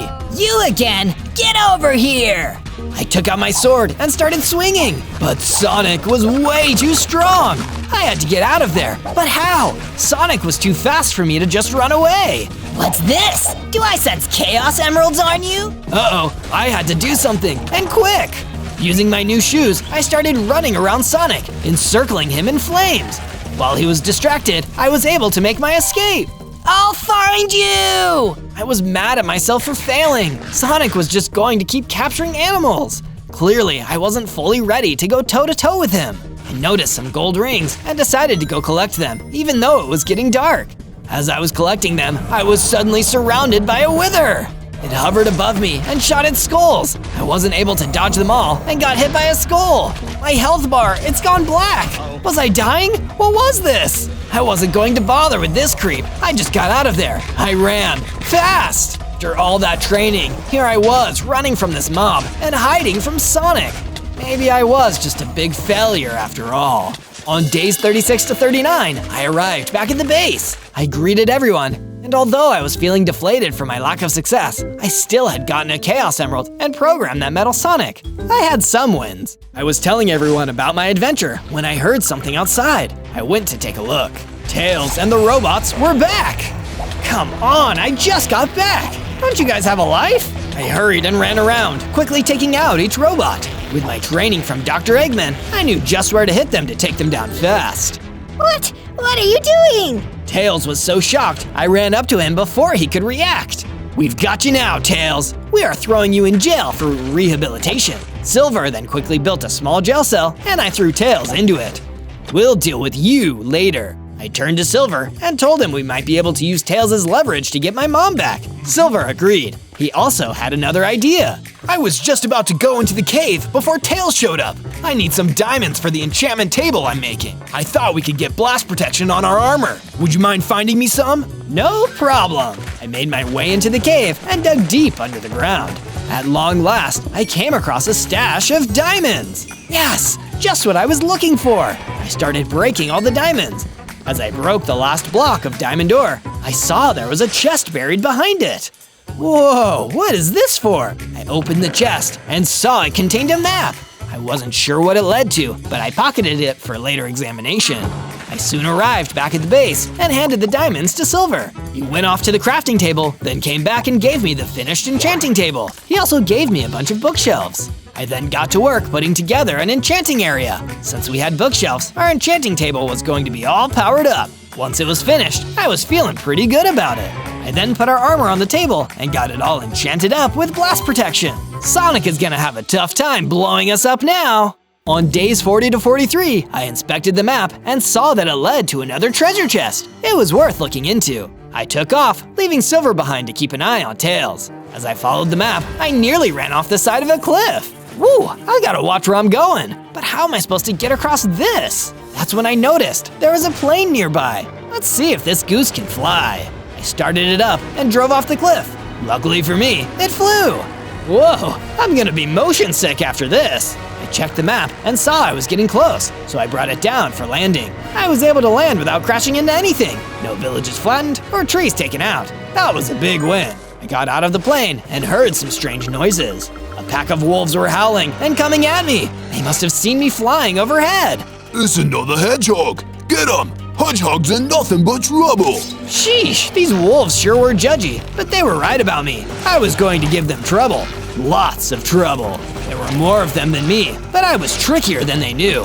I took out my weapon from Dr. Eggman and managed to knock them out. I took out the map and saw I was right next to the X. I started digging and soon found the chest. I hope this was worth the trouble. I opened it and found a diamond axe, some massive knuckle gloves, and a couple enchanted golden apples. Oh yeah, it was worth it. I hopped back into the plane and took off for home. On days 44 to 49, my plane ran out of fuel, but luckily I landed right by my statue. I should probably expand this thing. I checked the chest I kept near the statue, and sure enough, I saw that Silver had filled it with the blue blocks I needed. Man, Silver's the best. I got right to it, putting together the next part of the statue. As I built, I couldn't help but think about home, even if my home was not much of a home. As I was admiring the work I had done so far, Silver came running over to me. Hurry, there's a gang of zombies attacking the base. I'm worried they'll break Tails out. We got back to the base in time to see that a gang of zombies were attacking the place. They were even beating down the prison that Tails was in. He was going to escape if they kept at it. We split up and took out the mobs. Nice job, Silver. I think it's high time we really made this base more secure. It's only a matter of time before evil Sonic or his cronies come looking for Tails. But what could I build to keep evil Sonic out? Well, I'm not sure I can keep evil Sonic out, but I can sure mess with some of his robots. I built a taller fence around the base as a little surprise for any enemies. Those robots will have trouble getting in now. On days 50 to 53, Silver went off to go mining, and I went to feed the sheep. Just as I had finished taking care of the sheep, Rouge came swooping in. You need to keep a better eye on your things. Your friend Silver has been kidnapped. What? I've got to rescue him! How could Sonic do this? I'm not so sure it was Sonic. I didn't recognize the baddies. All I know is there were too many of them for little old me. I've got to go after them, but I don't know if I'm strong enough yet. I have to get more Chaos Emeralds, and I can't leave Tails unguarded. I'll keep an eye on the little pipsqueak. And as for your emerald, I'm one of the Chaos Emerald's protectors, so I know where you can find one. Yeah, that'd be great. Where is it? I don't just give it out to anyone. But I'll tell you what, if you can get past the security measure, you can borrow it for your little Save the World quest thingy. Just be sure to bring it back when you're done. She told me where to find the emerald. I sped to the building she described and couldn't believe what I found inside. There was a maze of laser beams, and in the center of it all laid a green emerald. In my world, Rouge and I had a lot of experience busting into places like this. I was able to glide through the lasers. Finally, I was at the center, and I almost picked up the emerald. Wait a minute, this isn't a real emerald. I'd feel it. This is a fake. The real emerald was nearby though. I could sense it. Just then, I noticed a big snake slithering around the room. I readied my weapon, but it didn't attack. It just stared at me. Its eyes were mesmerizing. They put me into a trance. When I had come to, I awoke to find myself holding the real green emerald. Well, that was weird, but cool. Works for me. I hurried back to the base, and Rouge was waiting for me. I explained that the snake had given me the emerald somehow. Then I was right. Your intentions are pure. That snake peers into your soul, and if you are worthy, he imparts the emerald to you. Congrats. I guess you're not so dumb after all. Was that ever in question? Kinda. On days 54 to 57, I kept searching for more emeralds and signs of silver, since Rouge was keeping an eye on the base. How many more Chaos Emeralds do I even need? Got hard back on what Maria had said. You remember? Was it 5 or 7? So far I had red, pink, and green. Oh, I remember. She said 7. 4 more to go. Do you always talk to yourself like this? You have seen a psychotic robot that looks like me running around here, have you? Evil Sonic! Whoa, whoa, whoa. Evil? Wow, you can't go around labeling people like that. Should I call you Vain Shadow? Yeah, I've heard all about you and how you think you're the hottest thing in town. The name is just Sonic, not Evil Sonic. Not where I come from. The real Sonic is good and defends those in need of help. I help others. I help them right off a cliff. I'm the one and only Sonic. No one is as fast as me, or as strong, or as genius-er as me, including you. Not to mention, I'm the best at finding the Chaos Emerald hiding nearby. Ignore that. I'm here to talk to Tails.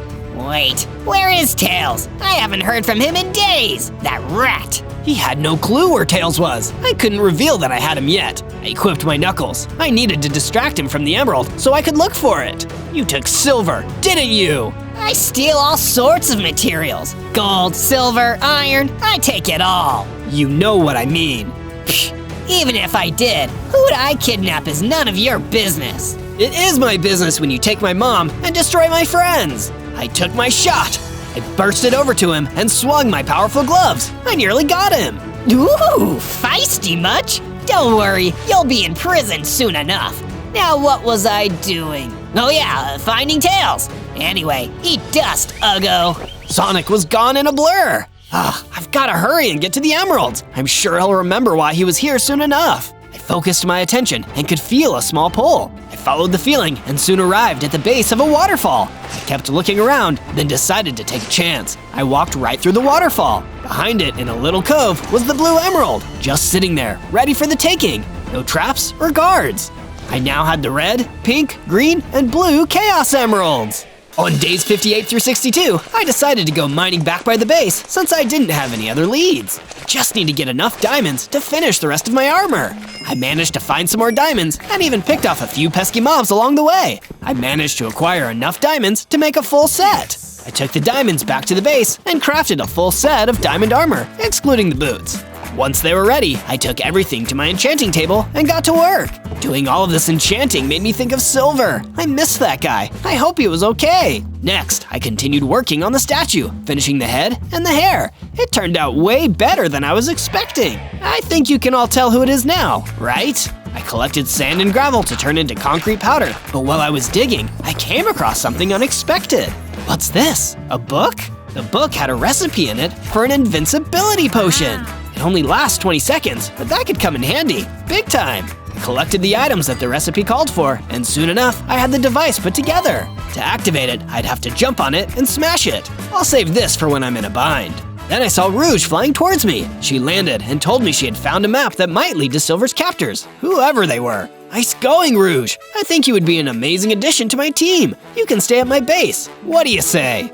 I thought I was already part of your team. And don't think I'm giving you that map for free. I require compensation. I know you can pay me in gold rings. Always so feisty, in both realities. I gave her the rings, and I took the map. I got to work building her a room at the base. Rouge was very opinionated on how it looked, and made sure to give me a lot of specifics before I had started. I was exhausted after all that, so I called it a night and went to sleep. Tomorrow I will find the map and see where it leads. On days 63 through 66, I had yet another visitor. It was Dr. Eggman himself. Dr. Eggman, I'm glad to see you. I was just about to follow this map to… A map, you say? Well, I'm glad I caught you in time. I've been thinking it over, and I want to be of more help. So I'm giving you this ring. When it's powered up, it turns all your enemies into gold rings. Fantastic, thanks! This map might lead to Sonic, and in turn, lead to my captive friends. So thank you for the special weapon. Oh, very good, lad. I'll keep an eye on the place while you're gone. The map led me across a desert. Then suddenly, I encountered a mob of giant scorpions. I looked at my new ring weapon and saw it was charged up. I activated it. Poof! The scorpions that were trying to stab me turned to gold rings. I collected them. Dang, this ring is awesome. It really put an end to my suffering. Just then, I saw a beautiful purple cat coming up to me. She was clearly some kind of princess. I sense you are searching for Chaos Emeralds, yes? By destroying these scorpions, you have saved my people from a dangerous enemy. You truly are a hero. I will bless you with help when you need it most. With the power of the Soul Emerald, I will repay your good deed. Nice, I will remember this. Thank you, Your Highness. I went on my way. On days 67 through 70, I was running through the jungle when I finally reached the destination on the map. It was a mystical-looking ruin. I ran up to the giant staircase leading to the door of the temple ruins. Inside were a bunch of big, knuckled warriors. They saw that I had intruded and started coming at me. I brandished my own pair of knuckles, and they stopped advancing. They asked if I was part of the Knuckle Tribe. No, but I'm looking for my friend named Silver. He was kidnapped, and I have reason to believe he is here. I'm over here, Shadow! There's no need to fight them. They aren't holding me hostage anymore. Thanks to Princess Tikal. I'm sorry to worry you, strange visitor. My tribe did kidnap Silver for his powers, but I convinced my father and the tribe of their errors. Now Silver helps us as a friend, not as a prisoner. Silver explained how Princess Tikal had learned how to control Chaos Emeralds so that their power would not be explosive. They were in a war against a mob of Endermen and had been looking for ways to defeat them. Silver, taking pity on them after releasing him, decided to stay and help them. I sense many Chaos Emeralds on you. Please, come and learn how to control the chaos. With that much power, there could be much destruction. It's dangerous. Silver and I were reunited, and we both trained with the Knuckle Tribe on how to control the long-lost art of controlling Chaos Emeralds. A grandmother always taught me, chaos is power. Power is enriched by the heart. The controller is the one that unifies the chaos. They even showed me how to use my knuckle gloves to maximize damage. I bowed to the princess. I thank you for teaching me the art of the Chaos Emeralds. I vow to use them for saving the world, nothing else. Because I have seen into your heart, I will gift you one final thing. The turquoise Chaos Emerald is yours. She revealed the emerald and handed it to me. All of a sudden, I started to grow and be stronger with more hearts. I'm as tall as Silver now. I'm full grown. Finally, back to my normal size before I arrived in this reality. Suddenly, the Knuckle Clan was on high alert. The Endermen were attacking. We ran out of the temple and fought the Endermen. With me and Silver using our powers and new training, we were able to help the tribe out and kill off most of them. The rest ran away. I hope that teaches those Endermen a lesson. Let us know if you ever need help again. We bowed and took our leave back to our base. On days 71 to 74, I found lots of confused creatures that had escaped being turned into robots by evil Sonic. I felt so bad for them. It was awful what he was doing. I invited them to come live at the base, and they readily agreed. You're very generous, Zozo, but I'm not sharing my room, just so you know. Don't worry, I'll add on to the base so everyone has a spot. Did I tell you Dr. Eggman is staying at the base now? And so is Rouge. Rouge? Are we sure we can trust her? She helped me get a Chaos Emerald. She talks tough, but she has a good heart. Okay, if you say so. We got home and introduced everyone to each other. Silver helped me make accommodations for the new arrivals. I think they're going to love it here. Once I was done, I noticed one of Princess Tikal's men coming up to the base. I met him outside the grounds. He said Princess Tikal had been taken by the Endermen to a nearby camp.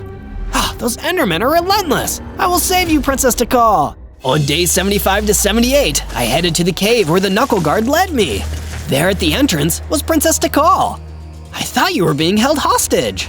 I'm sorry to worry you, but I have something for you, and I had to be sure you were an ally first. The fact that you came to save me proves to me you care about others, and that you care for my people. Oh, okay, but have you heard of the story of the boy who cried wolf? She hadn't, and it showed. Princess Tikal revealed what she had for me, and it was another Chaos Emerald. Where did you get this yellow Chaos Emerald? Well, I had to steal it from my father. I wish he could be trusted with it, but he can't.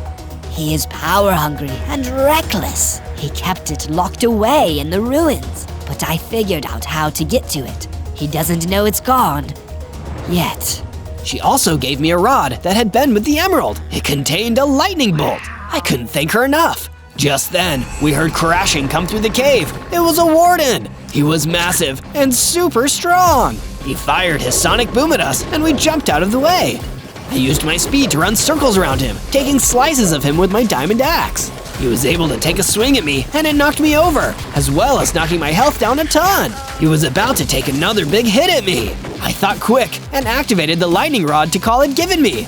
A great big bolt of lightning hit the warden and destroyed him. Phew, thanks for the lightning rod. I should be getting back to my base. You're welcome to come visit anytime you like. She thanked me and said she needed to get back to the ruins to face her father. Thank you for helping me save the world, Princess Tikal. On days 79 through 84, I got back home and decided to make some base improvements. Call me a softie, but I felt bad for how small Tails' prison was. I went ahead and changed it up for him a little. Maybe he didn't deserve it, but it never hurts to be kind. He didn't say thanks when I finished, but I could tell he appreciated it. Then, I headed over to my crafting table and used the rest of my diamonds to make some armor for Rouge, Dr. Eggman, and Silver. I wanted my friends to be just as prepared as I was. Then, I had an idea. I decided to try and get Tails to talk. I went to the kitchen and made some dessert. Then I got Silver, and we decided to play good cop, bad cop to get Tails to talk. I offered Tails a cookie, but didn't give it to him just yet. Tell us about Evil Sonic. What's he got up his sleeve? He said he wouldn't tell us unless we let him go. No, wait! Fine, I'll tell you. He is working with some guy called Black Doom to take over the world. They have this scientist that's really lost their mind and is making all sorts of brilliant and deadly weapons. Now give me the cookie. I tossed him the cookie. Well, this situation was worse than I thought. Luckily, I only had one last Chaos Emerald to find. On days 85 to 89, I woke up to a commotion outside. Evil Sonic was outside, taunting the refugees on my base. Oh, there you are! Now I know where you've been hiding! How are you just figuring this out? Tails has been here multiple times to attack us on your orders. I'm too busy to bother with coordinates. That was Tails' job before he went AWOL. I'm over here, sir! What was that? Tails? No, that was, Dr. Eggman. Dr. Eggman? My arch nemesis? No, it's me, Tails! I'm being held against my will! Okay, fine, it is Tails, but you kidnapped my mom. Give her back, and then you can have Tails. You bit off more than you can chew, dummy. Tails is coming with me. I don't do hostage negotiations. I take what I want. Not on my watch. Dr. Eggman, Rouge, and Silver all came out and stood behind me. Sonic was bewildered. Oh, I see how it is. You are definitely an enemy now. You will regret this. No, I will never regret doing what is right. Just then, I started to level up again. My hearts regenerated and added more. My speed increased too. Sonic almost looked scared. Yeah, well, I'll be seeing you soon, and I will get Tails back. But until then, enjoy a little gift. Sonic released a bunch of droids into the base. We started fighting the droids that were shooting at us and flying all around. As we fought, I checked my ring. It was still not fully charged. Otherwise, it would have been super handy. In all the commotion, Sonic was able to escape. Coward! We worked together and used our weapons and cool powers to defeat the droids. That was pretty awesome, you guys. On days 90 to 93, I was feeling really awesome. We had totally taken down those enemies with very little damage. How hard could taking on Evil Sonic really be? I wanted to finish my statue. I did the eyes and mouth, careful to not make it look too wonky. It was finally finished. What's with the shrine? Who is she? Before I say who it is, do you know who it is? Take a guess. Who are you talking to? To me, she looks just like my granddaughter before she left home. That's because it is her. In my reality, she was the one person who was kind and cared for me. She saved me so that I could save the world. That's sweet, I guess. Actually, it's really depressing. Kinda wish I hadn't asked.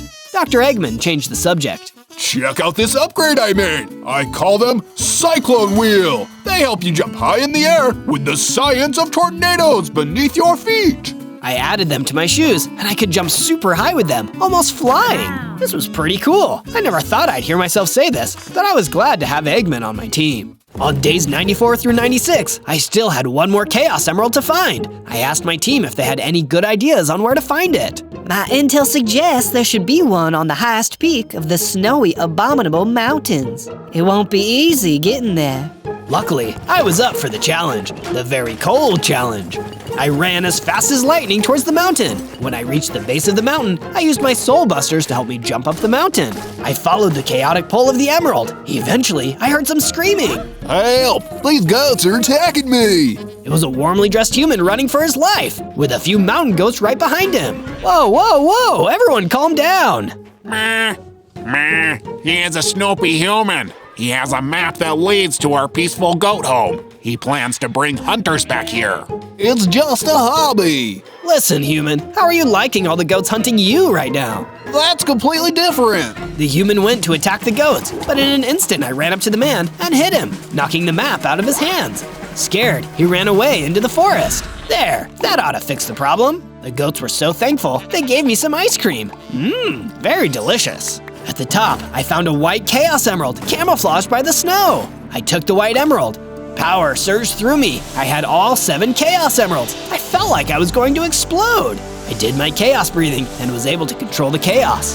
Then, I ran back down the mountain and back to my base. On day 98, I returned back to the base and showed my team all the emeralds I had collected. Now, I just needed to figure out how to use them and not have them consume me. The fact that you have all these emeralds on you and you haven't exploded into a million pieces means you are meant to be the keeper of these stones. You will figure it out. The only person I knew who ever used them before in my world was Good Sonic, but I'm sure it would come easily. It was time to prepare for my journey, and I knew just the person to lead me to Sonic's base. But first, I needed to make more cookies. Once I had a whole stack, I went over to Tails to make him an offer. Take me to Sonic, and all these cookies will be yours. His hunger won, and he agreed to lead me to Sonic's lair. On day 99, we arrived outside of Sonic's lair. It was a super big building with a golden statue of evil Sonic outside. Okay, it's go time. I told Tails to stay put where he is. Then I started fighting the robots that were guarding the doors. But I had made a mistake. There were more robots here than I thought. During all the fighting, Tails managed to fly away. Well, I just needed him to get me here, and I'm here. Hopefully I won't regret that. At long last, I took out the robots, and the way was clear to go inside. As I stepped into the grand entrance though, the place was packed with even more robots than before. Oh no, how am I going to beat all of these guys? That's when I remembered to check my ring and saw it was fully charged. Get a taste of this! I activated the ring and turned all of the enemies into gold rings. Piece of cake! Now to find Sonic and end this. Looking for me? I turned toward the voice and saw Sonic looking at me, but he wasn't alone. Standing next to him was Tails, and to my horror, Black Doom. And someone else stepped out from behind them. Maria? It was Maria from day 1, but she looked different. She looked evil. Looks like this is the end for you, Shadow old pal. Not so fast. I turned and saw Silver, Rouge, and Dr. Eggman standing in the doorway. Did you really think you didn't need our help?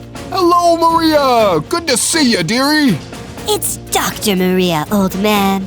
And I've had enough of this meddling with our plans. This ends now. Dr. Maria flipped a switch, and a cage dropped down from the ceiling, right over all my friends. Oh, we really should have seen that coming. Now, give me the stones, and we can finish this. My friends were trapped, and there was no way I was going to be able to take all of these guys on alone. I was doomed. I needed to use the stones, but how? It was now day 100, and Black Doom was in front of me. Dr. Maria was standing near my trapped friends, ready to inject them with a sleeping serum. All hope was lost. Suddenly, there was a bright light, and a portal opened behind me. Out stepped a bright blue figure. Sonic! Good Sonic! I thought you could use some help kicking some evil rears. Whoa, I'm seeing double. Welcome to the alternate reality. Don't be fooled. You're a real big meanie in this world. I have the Chaos Emeralds, but I don't know how to make them work. Let's do this, together. Take your emeralds out, breathe, and let go. But what if they explode the whole world? I have to control the chaos.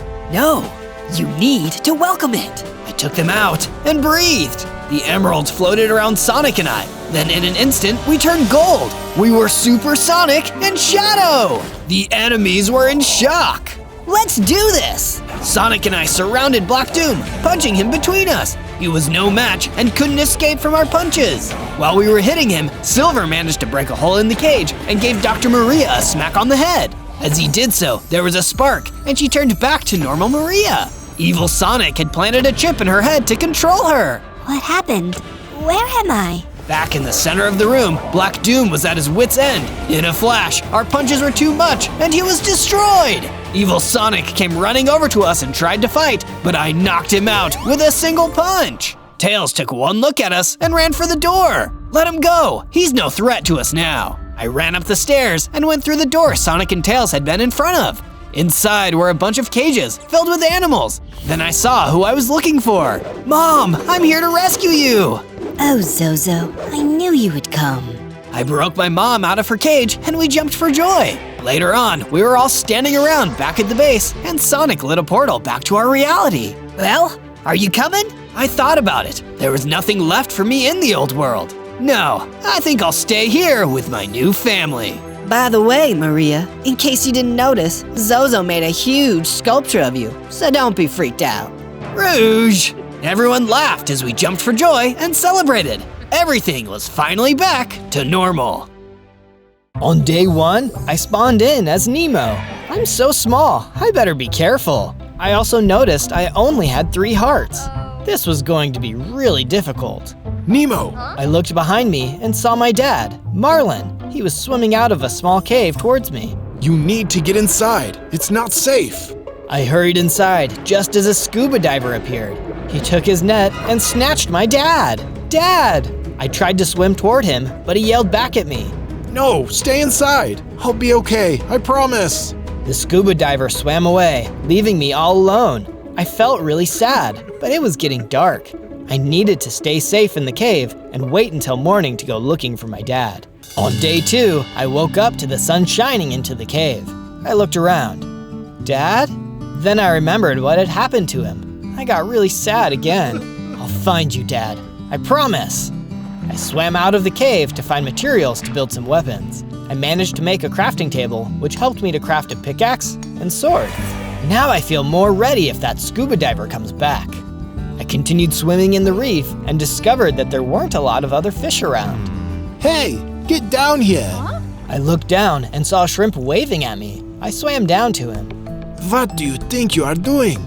The reef isn't safe, especially closer to the surface. Not since the human has been coming around.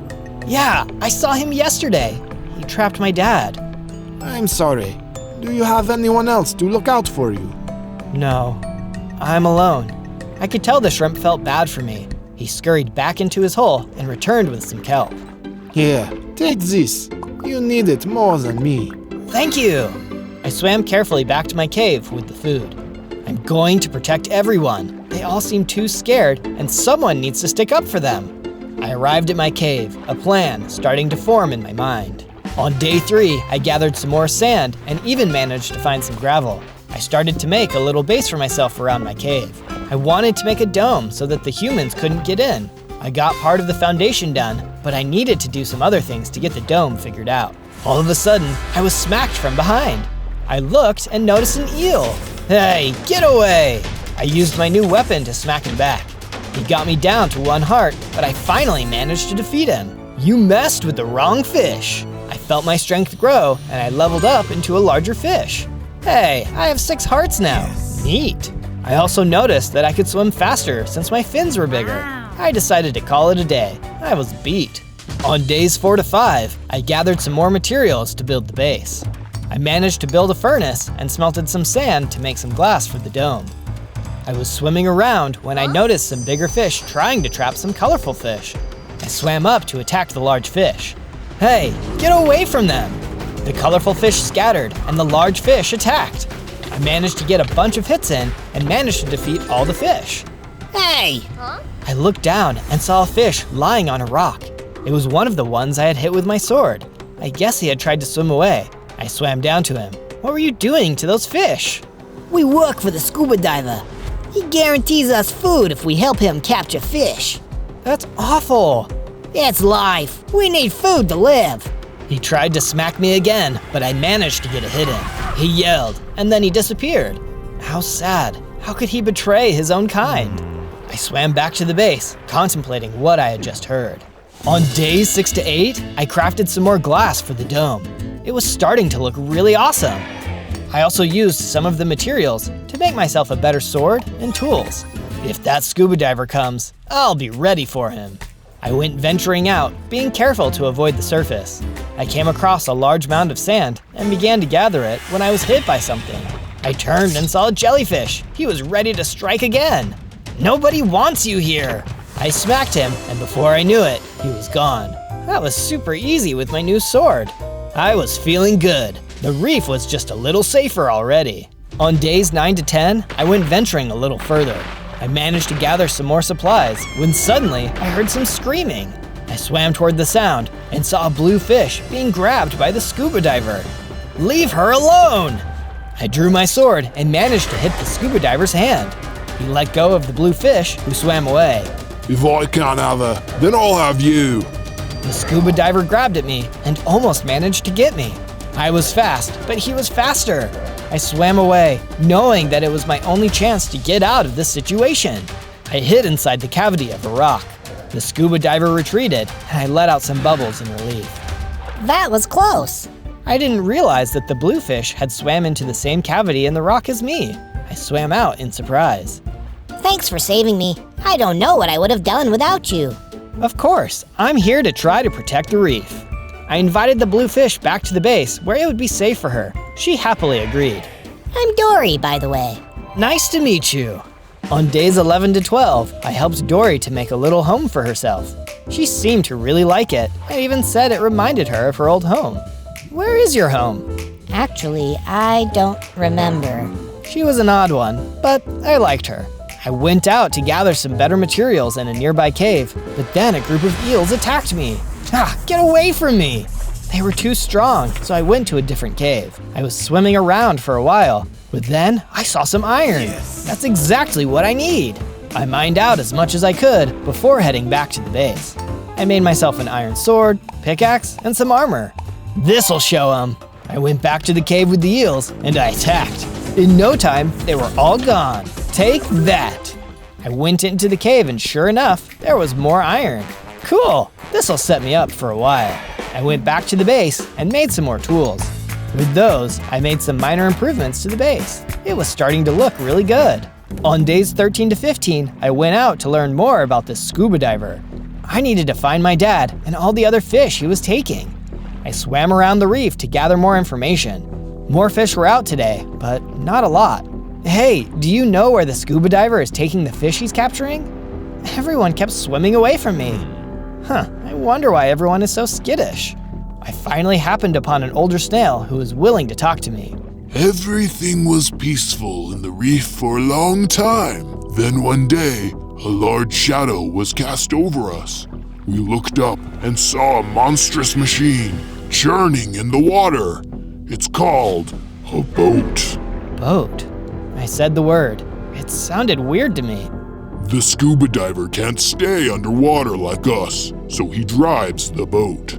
At first, he was just here to take pictures. Then one day, he started snatching fish in bags, or even shooting them with his harpoon. He is a bad man. I was grateful that someone was willing to talk to me, but now I was terrified. The scuba diver sounded really strong and capable. I was just a little fish. What could I do? On days 16 to 19, I woke up and couldn't find Dory anywhere. I hope she didn't swim off on her own. I went outside the base and saw Jacques waving at me again. You better hurry. The octopus just took your friend. Dory? Yes. She was swimming up near the surface and singing to herself. An octopus came by and grabbed her before she even knew what was happening. Jacques pointed me in the direction of the octopus lair, and I took off. The octopus lair was more of a sandy hill covered with seaweed, but it was something. I hurried and swam inside to save my friend. Hey, it's you! I looked and saw Dory. She was with another fish who looked pretty beaten up. Watch out! I turned and saw the octopus try to attack me. I hurried and drew my sword before he could get a hit in. He tried to maneuver around me, but I was able to get some really good hits in. Before I knew it, he was gone. Just then, I leveled up into an even stronger clownfish. I felt my fins grow, and I swam around to test them out. I was super fast now. I could create a wall of bubbles. I'm so happy you found me. Also, this is Gil. The other fish swam up to me. Thank you for saving my life. That was really impressive. Thanks. I am happy to protect the fish and the reef. We need it more than ever, especially with this scuba diver around. Are you gonna fight him? I'm not sure. He's so strong and way bigger than me. I know of an item that could help. It was lost in the sea a long time ago, but it might be the answer to your problem. That was the best news I had gotten all day. Maybe there was a way to fight the scuba diver after all. I want to hear all about it, but you should stay at our base. It'll be safer there. Gil happily agreed to come with us, and we headed back to our home. On days 20 to 22, we arrived back at the base, but it was being attacked by skeletons? Ah, gross! I went at them with my sword and fought them off easily. They all dropped a bunch of bones. Maybe they would come in handy later. I was happy that Gil was staying with us too, but I wanted everyone to know that this was a safe place to stay. A statue would be a good idea.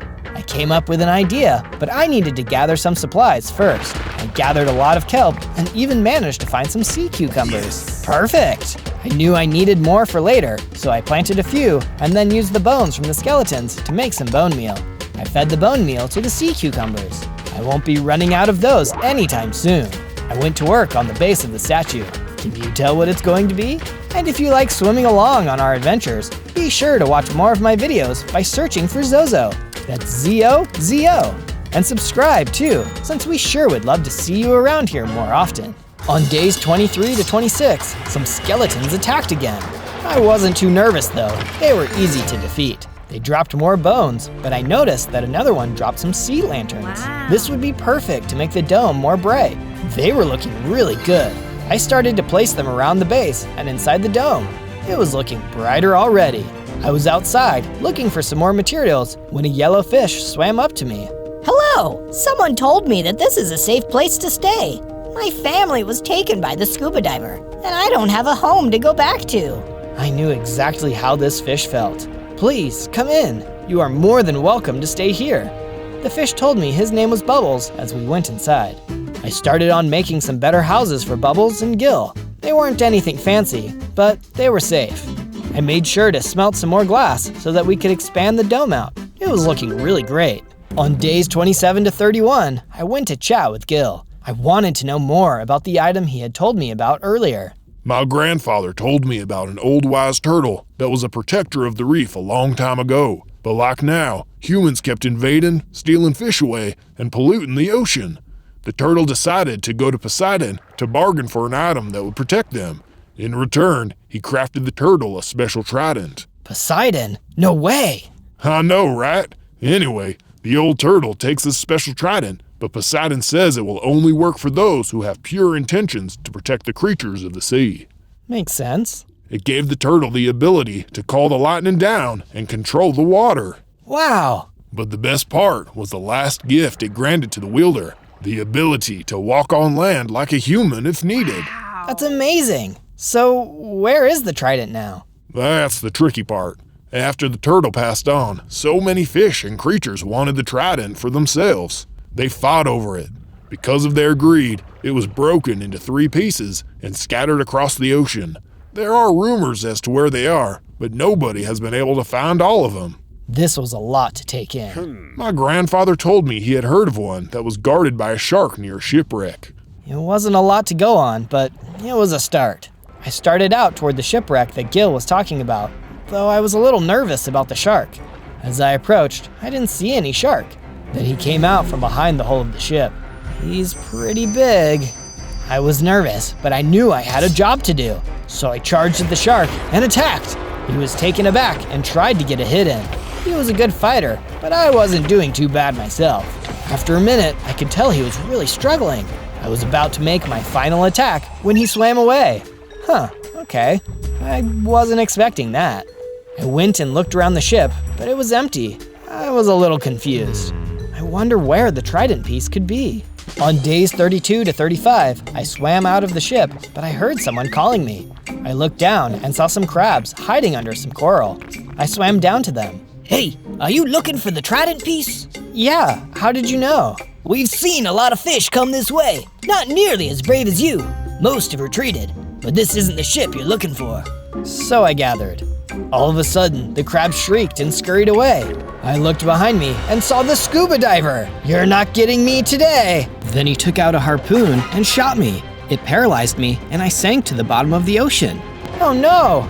I struggled, but couldn't get out. Then I saw one of the crabs crawl out of the sand and give me a milk bottle, which cleared the paralysis effect. Go! I swam toward the scuba diver, creating a wall of bubbles so he couldn't see me. He dropped something, and I hurried to grab it before racing back to the crabs. Hurry! You can come with me! The crabs rushed out of their hole, and together, we hurried towards the base. On days 36 to 39, we arrived back at the base. I realized that I had picked up a flashlight. Maybe it would come in handy later. I started on a little house for the crabs to live in. They were super grateful that I had helped them. Hey, the ship you're looking for is sunken into the depths of the drop-off. At least that's what we've heard. This was great news. Except it's guarded by a huge monster. Nobody has been able to get into the ship. Okay, less great news. But I needed to do some things before I left. I worked on the statue for a little while, planting new sea cucumbers as I went. It was starting to look a little more like what I wanted. On days 40 to 43, Gil told us that his friend Flo needed help. We invited her into the dome and heard her out. My friend Peach, she's a lobster. She was taken by some eels. They had been terrorizing her for food, but when she couldn't give them any more, they kidnapped her. I can help her. Just tell me where I need to go. Flo directed me to a small, sunken statue that the eels like to hang around. She's probably there. Please, go help her. I promised I would, and I headed out. I made sure to be stealthy as I went along. After a while, I saw the statue Flo had told me about. It looked like a human, holding some sort of bowl. Sure enough, there were a bunch of eels and a colorful lobster sitting in the bowl. I charged. Hey, you give her back! The eels reared up and went to attack. There were a lot of them, and they were getting hits in. I barely managed it, but soon after, they were all gone. Thanks for saving me, mister. No problem. I'm a friend of Flo's. Oh, thank goodness. I noticed a small hole in the base of the statue and looked inside. There was a chest full of prismarine crystals and one shaped prismarine. Nice! I headed out with Peach back to our base. Once we arrived, Flo was super happy to see her friend. They thanked me, and then I went right to making Peach a little home. I then made something for Flo as well. Then I took the prismarine crystals I had found and smelted them into shaped prismarine. Then I used that to make some new prismarine weapons and armor. Sweet! Now I'm ready to take on that monster. On days 44 to 49, I swam to the drop-off and looked down. It sure was dark down there. Oh wait! I have a flashlight! I took out the flashlight I had grabbed from the scuba diver and turned it on. It worked! I started to swim down into the depths. I was swimming for a long time when I finally started to see a ship. Then I saw something moving toward me. It was a goblin shark. Nope, not today. I took out my sword and braced myself. The goblin shark attacked, but I created my wall of bubbles, distracting it. I hurried and swam into the ship, turning off my flashlight. It was pitch black. Hey, is someone there? A voice was whispering from the corner. I didn't dare turn my flashlight on yet. I'm a friend. I'm looking for the missing trident piece. Is that what this is? I thought it was just a fancy stick, but I did manage to grab it. I snuck past the goblin shark to get in, but I haven't been able to get out. Why are you down here? I'm a treasure hunter. I heard there was some stuff down here, but nobody mentioned the shark. I'll get us out of here. Don't you worry. Just follow the sound of my voice. Then, when I say swim, you swim. Okay. I found an opening and I turned on the flashlight. Swim! We swam up as fast as we could. The other fish behind me kept whispering to himself. Just keep swimming, just keep swimming, just keep swimming. After what seemed like forever, we finally got up past the drop-off. I finally looked at the other fish. I bloat. He was a pufferfish, and he seemed really tired. He was also holding what I assumed was part of the trident. Here, take this. I don't want it. He gave me the pole piece, and I studied it. It looked like it had carvings on it. Hey, thanks for saving me, by the way. That was gnarly. Of course. How about we get back to my base so you can rest? Sounds good to me. And with that, we headed back to the base. On days 50 to 53, I helped Bloat get comfortable at the base, and then I headed back out to look for some more pieces of the trident. Someone had to know something. On my way out and about, I saw a huge crater in the sea bottom. There were sharks swimming all around, including the one from the first shipwreck I had gone to. It looked like they had someone trapped in a cage of some sort. Hey, you let them go! I raced down with my improved swimming abilities and attacked the first shark. I was able to take him out and then went to attack his friends. After just a few moments, I was able to fend them all off. I went up to the cage and noticed another shark inside.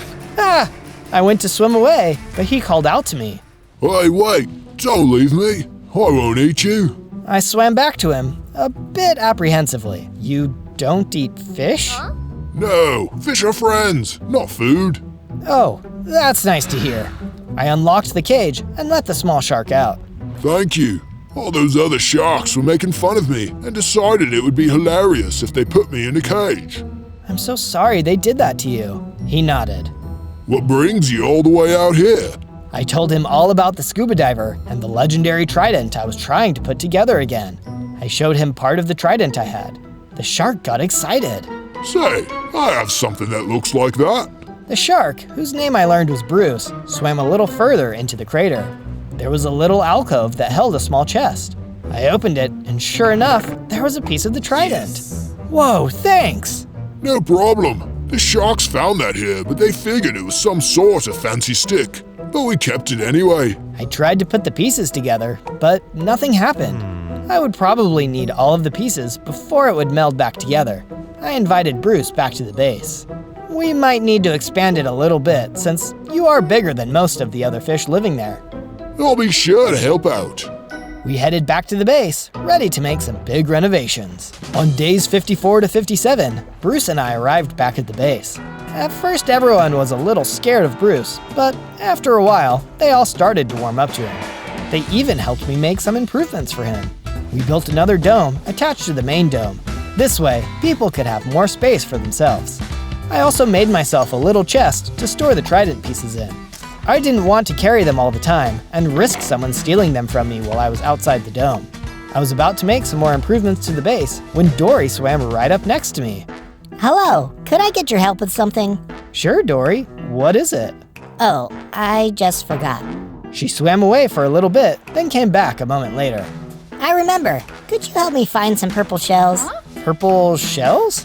Yes, it's very important. It was an odd request, but I decided to help her. We ventured out together and found a dozen or so shells in varying sizes. We went back to the base, and I gave Dory the shells I had found. What are they for? You'll see. She left for a while, and I thought she had completely forgotten about the shells. It wasn't until later that she swam back up to me. I have something for you. She held out a necklace made of some purple shells. Oh wow, thanks, Dory. I put it on. I actually felt happier. You're a good friend. Dory hugged me and then swam away. What a cute friend.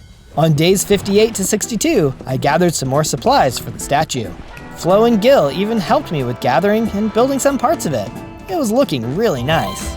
We were heading back inside the dome when we noticed that there were some of the scuba divers' minion fish attacking the base. Get away, you traitors!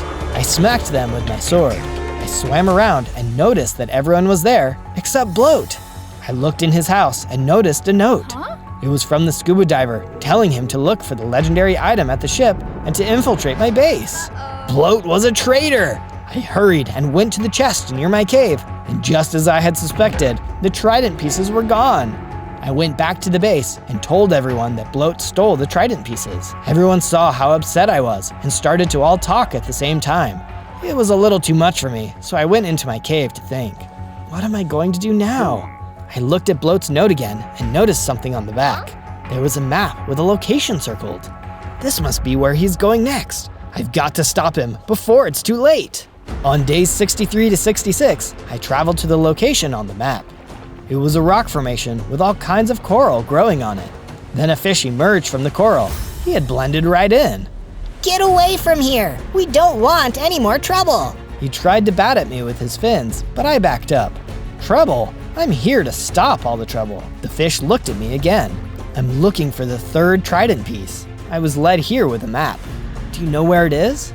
Yeah, I do. But some other fish came by a little while ago asking the same question. In fact, some of them said they would be back. Just then, I saw the minion fish swimming up to us. I drew my sword. Stop bothering these innocent fish! I charged and attacked. Before long, they were all gone. That was impressive. I swam back to the camouflage fish. Here, I think you need this after that fight. He handed me a burger and said it was a Krabby Patty, whatever that was. Thanks. So, can you tell me where the trident piece is? It's hiding in the lair of the large glow squid. It's basically impossible to get to, but that pufferfish and his goons might have a chance. That must have been Bloat. The fish told me exactly where the lair was, and I swam as fast as my fins would go. On days 67 to 70, I made it to the lair of the large glow squid. It was an old underwater temple. Outside of it were some minion fish. They looked like they were guarding it. Then I saw Bloat and a few more minion fish emerge from the large cave. I charged at them. "You traitor! I thought you were my friend!" Bloat saw me and got scared. He tried to hide behind the minion fish, but I easily took a few of them out. Bloat tried to swim away, but I smacked him with my sword. He looked at me angrily, and then he puffed up. I felt a sharp pain in my side, and then I blacked out. On days 71 to 74, I woke up. I felt really sick, and there was a pain in my side. I looked and saw one of Bloat's needles lodged in between my stripes. I pulled it out and groaned. Ouch! I knew I needed to check the lair, so I swam down and saw an alcove with a chest. It was empty. Bloat must have gotten the item before I blacked out. I didn't have much strength, so I ate some kelp. I felt so sick and knew I needed to get back to the base to rest up. I made the long journey home, wondering what my next move would be. On days 75 to 78, I made it back to the base and rested for a little while. Once I was feeling more like myself, I made some improvements to the base.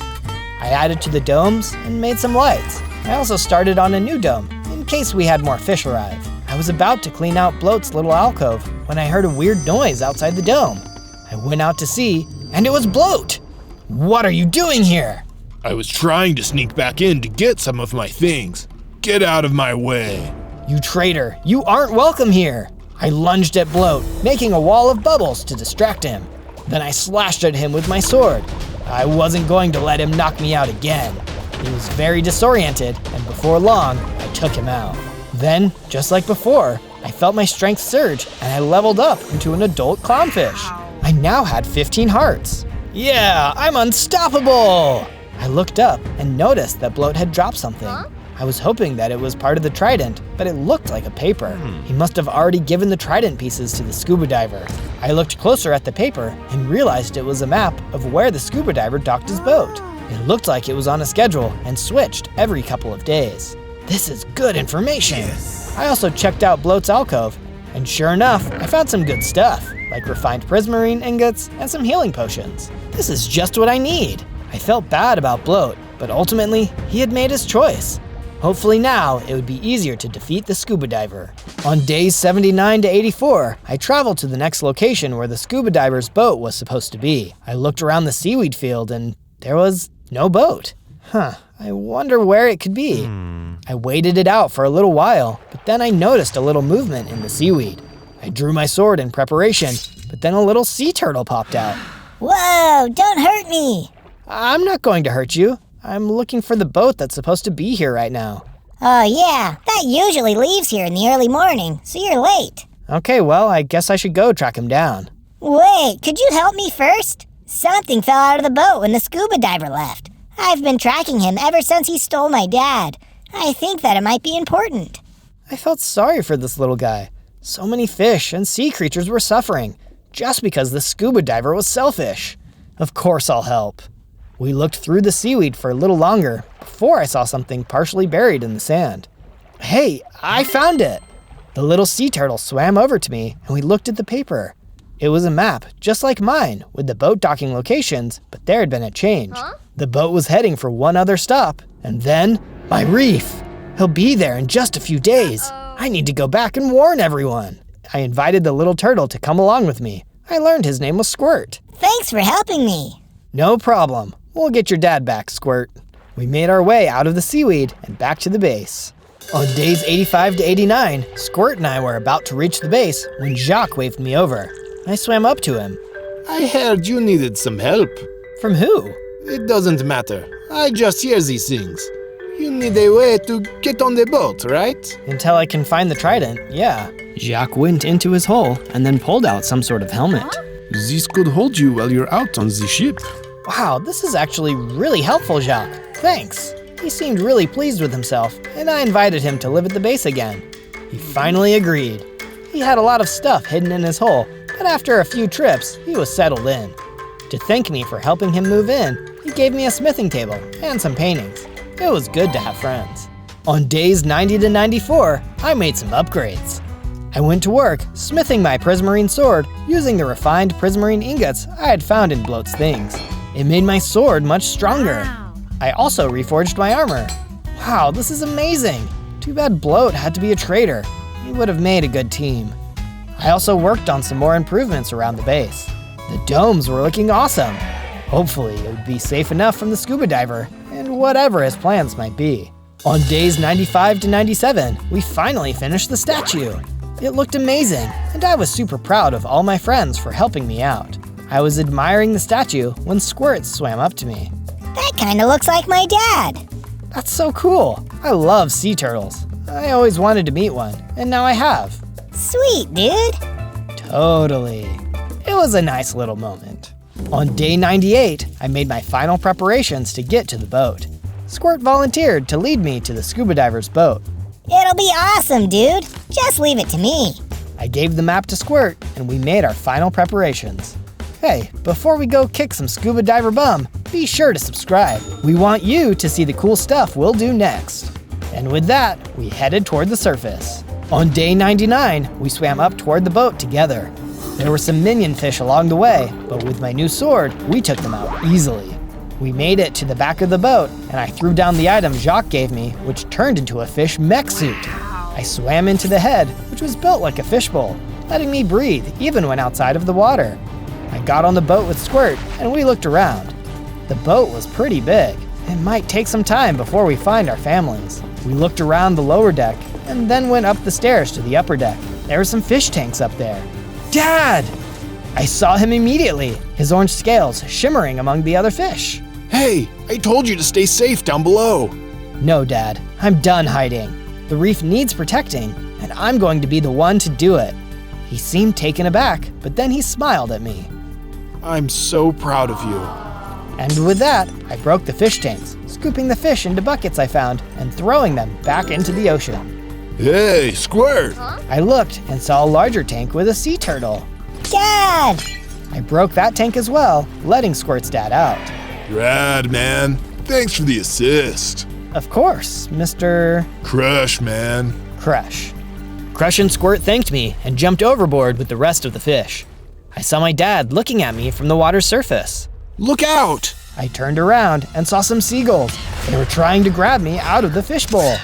On day 100, I fought off the seagulls. They kept screeching at me, but I didn't care. I needed to find the trident. I maneuvered around the seagulls, and after a few hits, the rest of them flew away scared. How pathetic. We turned and saw the scuba diver, no longer in his gear. But he had the trident in his hands. He had managed to put it together. It's time for you to leave the reef. Not a chance. The scuba diver ran at me, ready to strike. I aimed for his hand that was holding the trident and hit him with my sword. He dropped the trident and I rushed toward it on the floor. All of a sudden, I felt an amazing power flow through my body. The suit powered up and grew in size. I felt so much stronger and faster. No! The scuba diver ran away toward a room. He shut the door behind him. Coward, come out and fight me. I thought he was trying to get away, but then I heard a loud noise. He broke open the door, revealing himself in an even bigger diving suit. He had one hand that shot harpoons, and the other was some sort of electric fist. The scuba diver was scary, but I wasn't going to let that stop me. This ends here. I charged, and so did the scuba diver. We exchanged a lot of blows with our weapons, but then I decided to have some fun. I urged the water to create a giant wave that rocked the boat. I also summoned the lightning to come down from the sky, striking the diver. He was looking pretty rough, and I wasn't making it easy for him. You're just a fish. I'm a human. You will never defeat me. I channeled the power of the storm into the trident before throwing it at him one last time, summoning a huge bolt of lightning. The sky boomed with thunder, and there was a huge flash of light. When it subsided, I saw that the diver was gone. I had defeated him. Yeah! I raised the trident in triumph before swimming back down to the base. Everyone cheered as they saw me. The reef was finally safe, and I was back with my dad. Everything was back to the way it should be. On day 1, I spawned into the alien fields as Pikachu, the world's most iconic Pokemon. Pikachu! Pikachu! Phew, sorry, allergies. At least I'm starting off with 10 hearts. That's pretty cool. I wonder if I have any powers. Suddenly, I activated my lightning attack and zapped a nearby tree. What a cool starting power! I have electricity powers, just like the real Pikachu. This is gonna be so much fun. But how come I'm the only Pikachu here? Are there any others? But instead of other Pikachu, I saw a big, scary Enderman wandering towards me. Whoa, a real Pikachu. I thought Broden was just bluffing, but he really did manage to conjure us a Pikachu. How exciting! Broden? What are you talking about? I'm Zozo. I just got here. What? It can talk? Gross. That's weird. Broden isn't going to be happy with a defective Pikachu. I better destroy you.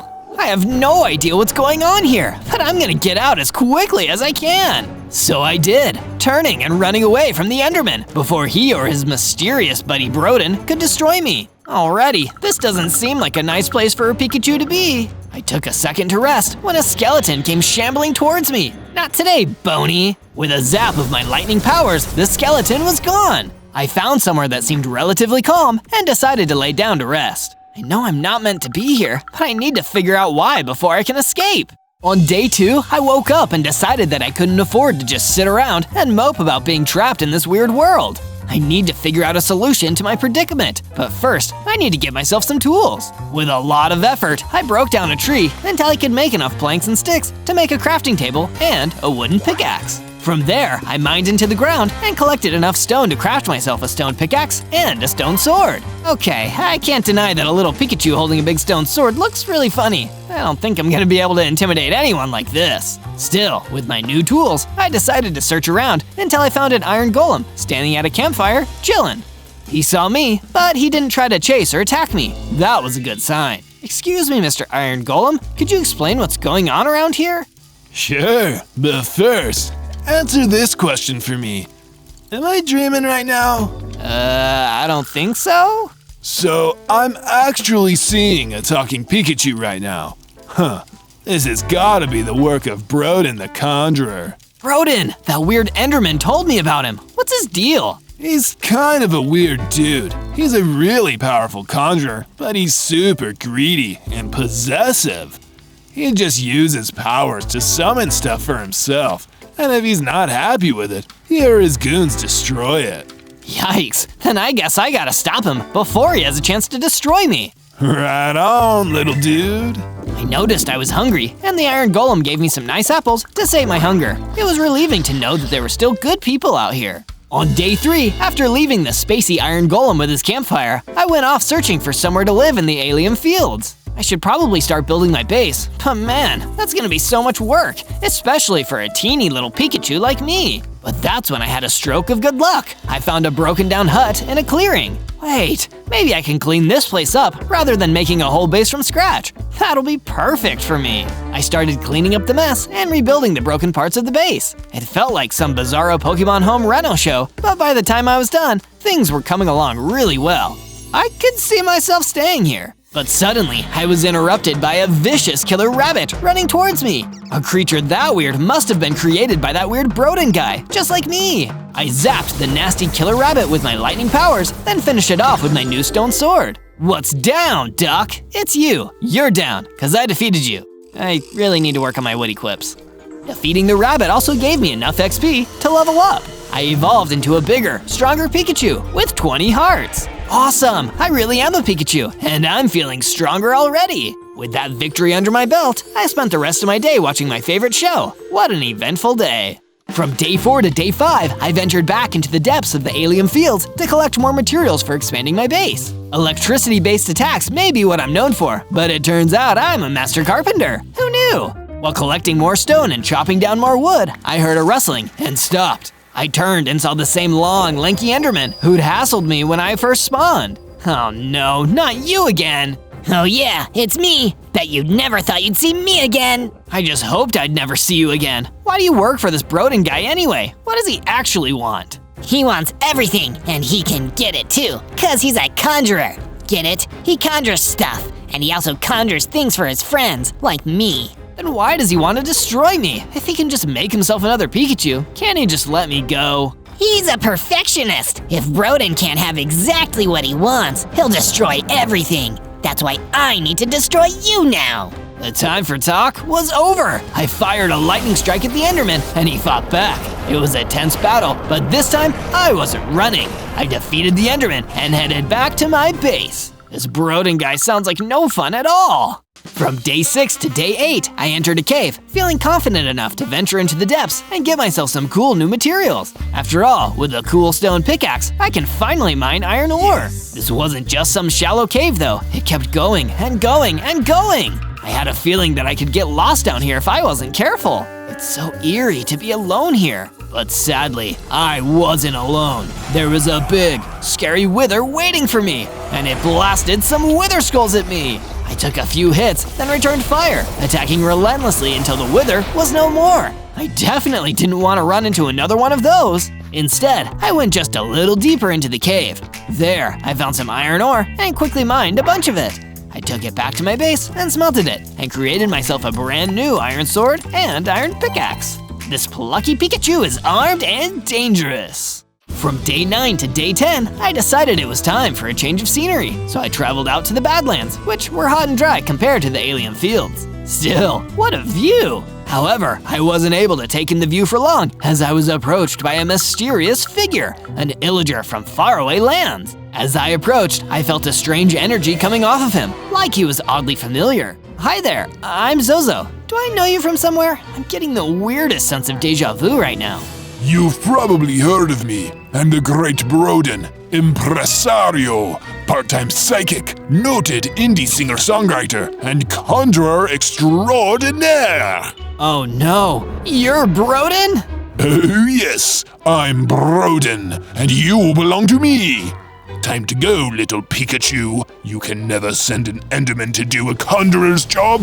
I tried to zap him with my lightning, but it didn't seem to affect him. And with one hit from him, I was already on the ropes. All I could do was run off into the Badlands as fast as I could, until I didn't see Broden the Conjurer anywhere behind me. It was the most stressful day yet. I'm gonna need to become a lot stronger before I'm ready to fight this guy. After a day of aimless wandering, I ended up running into another weird creature, an iron chicken, and we seem to have something in common. Broden the Conjurer created me too. He thought the idea of an iron chicken was funny, but then after a week, he got bored of me and tried to destroy me. I was lucky to escape with my life. This guy is a monster. Say, wanna come back to my base with me? Us weird conjured creatures ought to stick together if we want to survive. And as we get stronger, we can work towards defeating him together. Sounds good to me, Zozo. Let's go. From day 11 to day 12, I returned to my base with the Iron Chicken. He needed somewhere to stay, so I took the time to build him a new room. Thankfully, with him being a little Iron Chicken, it didn't need to be a very big room. When I was finished, he was eager to get some shut-eye in there. Thanks, Zozo. This is so much nicer than just wandering around the Badlands. But while the Iron Chicken slept, I realized I still had a major headache from where Broden the Conjurer hit me. I'm too small for regular armor, but I should probably at least create a helmet to protect my head. I ventured back into the same mining cave from before and descended in. It was just as dark and scary as before, but thankfully this time, there was no wither to bother me. I mined some iron ore to take back to my base and smelt, but on the way back, I was attacked by an angry Pigorus. None of my attacks were powerful enough to hurt him, so I was forced to retreat further back into the cave. I needed a way to defeat him, but I was scared of getting too close and being defeated myself. That's when I found just what I needed, laying around in the cave. A bow and some arrows? Perfect! I went back and used the bow to defeat the Pigorus at a safe distance before running back out of the cave with my hard-earned iron ore. I returned to my base and smelted the iron and used it to craft an iron helmet. This should come in handy the next time I take a knock to the noggin. From day 13 to day 15, I spoke more to the Iron Chicken about his experiences with Broden the Conjurer. Knowledge is power, and the more I knew about him, the more chance I'd have of finding a weakness. So, Iron Chicken, what was it like when he spawned you? Well, just like you, I spawned in out of nowhere, and Broden was waiting for me. At first, he seemed so nice and kind and happy to see me. He was a little kooky, but honestly, I liked him. But little by little, over time, I could tell something was off. And one day, he attacked me and tried to destroy me, just because he was bored of me. He's incredibly powerful, so if I hadn't moved quickly like I did, I would have been doomed. He's kind when he wants you, and unimaginably cruel when he doesn't. I can only imagine some of the scary things he's conjured over the years. After hearing the Iron Chicken's story, I felt a chill go down my Pokemon's spine. If he was really that powerful, how could I have any real chance of defeating him? Especially at my current strength level. I'm kind of beginning to wish I hadn't asked now. From day 16 to day 19, I woke up to some shocking news. The Iron Chicken had gone missing. Oh no, I need to find and save him. I wonder where he could be. Strangely, there was a terrible smell lingering. Maybe the Iron Chicken had been kidnapped by some kind of really stinky assailant? I followed the smell as it got stronger and stronger. A day later, I arrived in the bamboo jungle, where the smell was particularly strong. I'm so lucky that this mysterious kidnapper never showers. From there, it didn't take me very long to hunt down the stinky kidnapper. It was a huge, scary vile ogre. You're the one who kidnapped my friend. How dare you? Oh, get over it. Kidnapping your foolish metal chicken friend is the best way to get leverage with Broden the Conjurer. If I return his chicken to him, maybe he'll give me whatever I want. I'm never gonna let that happen. I fought hard against the stinky vile ogre, using my powers and my iron sword to defeat him. Soon enough, only I remained. This gave me enough XP to level up and evolve again, getting bigger, tougher, going up to 30 hearts. Every day, I'd get a little bigger and tougher. Then, the Iron Chicken ran out from behind the bamboo. Zozo, that was amazing. I was watching you from behind the bamboo. Thanks for saving me from that stinky weirdo. No problem, Icy. Head back to the base. We'll talk again later. I'm gonna keep exploring the bamboo jungle. The Iron Chicken left, and I continued looking around. It was a nice, calming place. Bamboo is one of the fastest growing plants. That's something to aspire to. Over the course of the journey, I ran into a pair of aggressive skeletons. Without any hesitation, I used my lightning to take out the two bony fiends. And shortly after those two were gone, a genie floated out towards me. Good work defeating those skeletons, Zozo. They were really spoiling the view. Wait, how do you know my name? I know many things. I also know of your quest to defeat Broden the Conjurer. I may have some information that will help you along the way if you'll hear me out, little Pokemon. Of course, please, tell me more. A special food item. One that will give you the power you need to surpass the Conjurer. The Dynamax Candy. Dynamax Candy? But where can I find it? I'm afraid I've said too much already. Good luck, Zozo. May we meet again someday. And with that, the genie left, and I was left alone again. I need to find that Dynamax Candy somehow. From day 20 to day 22, I returned to my base to find some skeletons waiting for me. They must have been angry at me for taking out their skeleton buddies back in the bamboo jungles. The skeletons attacked, but now I was strong enough to pretty easily defeat them all. I returned to my room to relax. Iron Chicken came in to talk to me. You wanted to see me, Zozo? Yeah, I've had an idea for a statue, something we can build to help inspire us. I know just the thing. Iron Chicken was so eager to get started that he went off to begin while I was still resting. By the time I left my room to take a look, he'd already made some amazing progress. This looks incredible, Iron Chicken. Thank you, Zozo. I just thought you had such a great idea. I felt completely inspired. Take a load off now. I'll add a little myself. After the Iron Chicken left to rest, I added a little extra to the statue before calling it a day. Still, Iron Chicken and I had made some pretty amazing progress. Can you tell what it's gonna be yet? Let me know down in the comments. And if you want more Zozo adventures, sub and hit that bell to never miss another one. From day 23 to day 26, a wild Enderman approached me as I was taking in the scenery of my base. Pikachu, I'll get you! I've got plenty of Thunder Shocks, so come and get it! The Enderman attacked, and I was able to fight back effectively by using my electrical attacks. After I destroyed the Enderman with a lightning strike, it dropped a whole bunch of shark-tooth arrows. Way cool! I always thought I'd have to be a surfing Pikachu to get a hold of this many shark teeth. Afterwards, I headed out through the Badlands to give the shark-tooth arrows a shot. The next Enderman I find will be no match for a Pikachu with arrows. I was shooting some weak skeletons to test the weapon when I came across a wandering trader carrying an inventory full of goods. Good afternoon, wandering trader. Actually, my name is Wally. I am in fact a wandering trader. I've been wandering through these dangerous badlands and looking for a nice, safe base to peddle my wares. Do you know anywhere like that? I do. I happen to be the owner of a prime secret base located in the alien fields. That sounds promising, as long as it's safe. You won't be disappointed. I'm Zozo, by the way. I brought Wally to the base and built a small storefront where he could sell his items. I wanted to make extra special sure that it was as safe as he wanted it to be. It turns out that Wally had the same idea. By the time I was done constructing his store, the wandering trader had built a perimeter wall around the entire base. Better safe than sorry, you know. You got that right. From day 27 to day 31, I talked a bit more with Wally the Wandering Trader. I figured someone as well-traveled as him would probably know many things about the world that my Pikachu self wouldn't. Ask me anything you wish, Zozo. Information is free of charge. Have you ever heard of a special food item called the Dynamax Candy?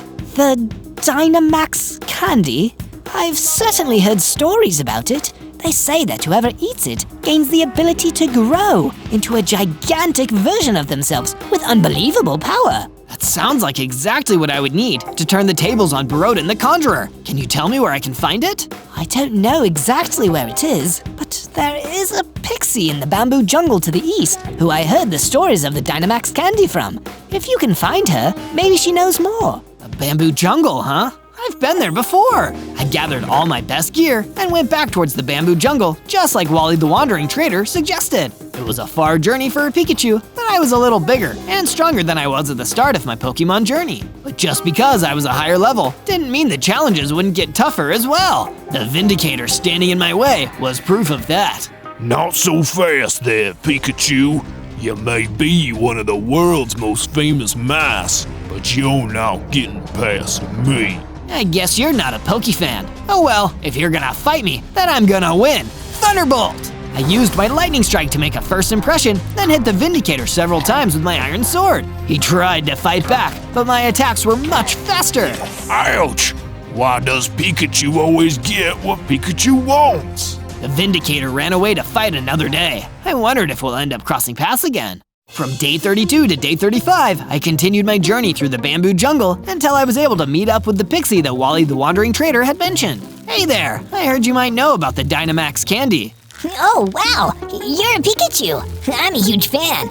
I never thought I'd meet you in person. Well, in Pixie. Thank you, that's very nice. But I was hoping you could tell me about the Dynamax Candy. Yeah, I know all about it.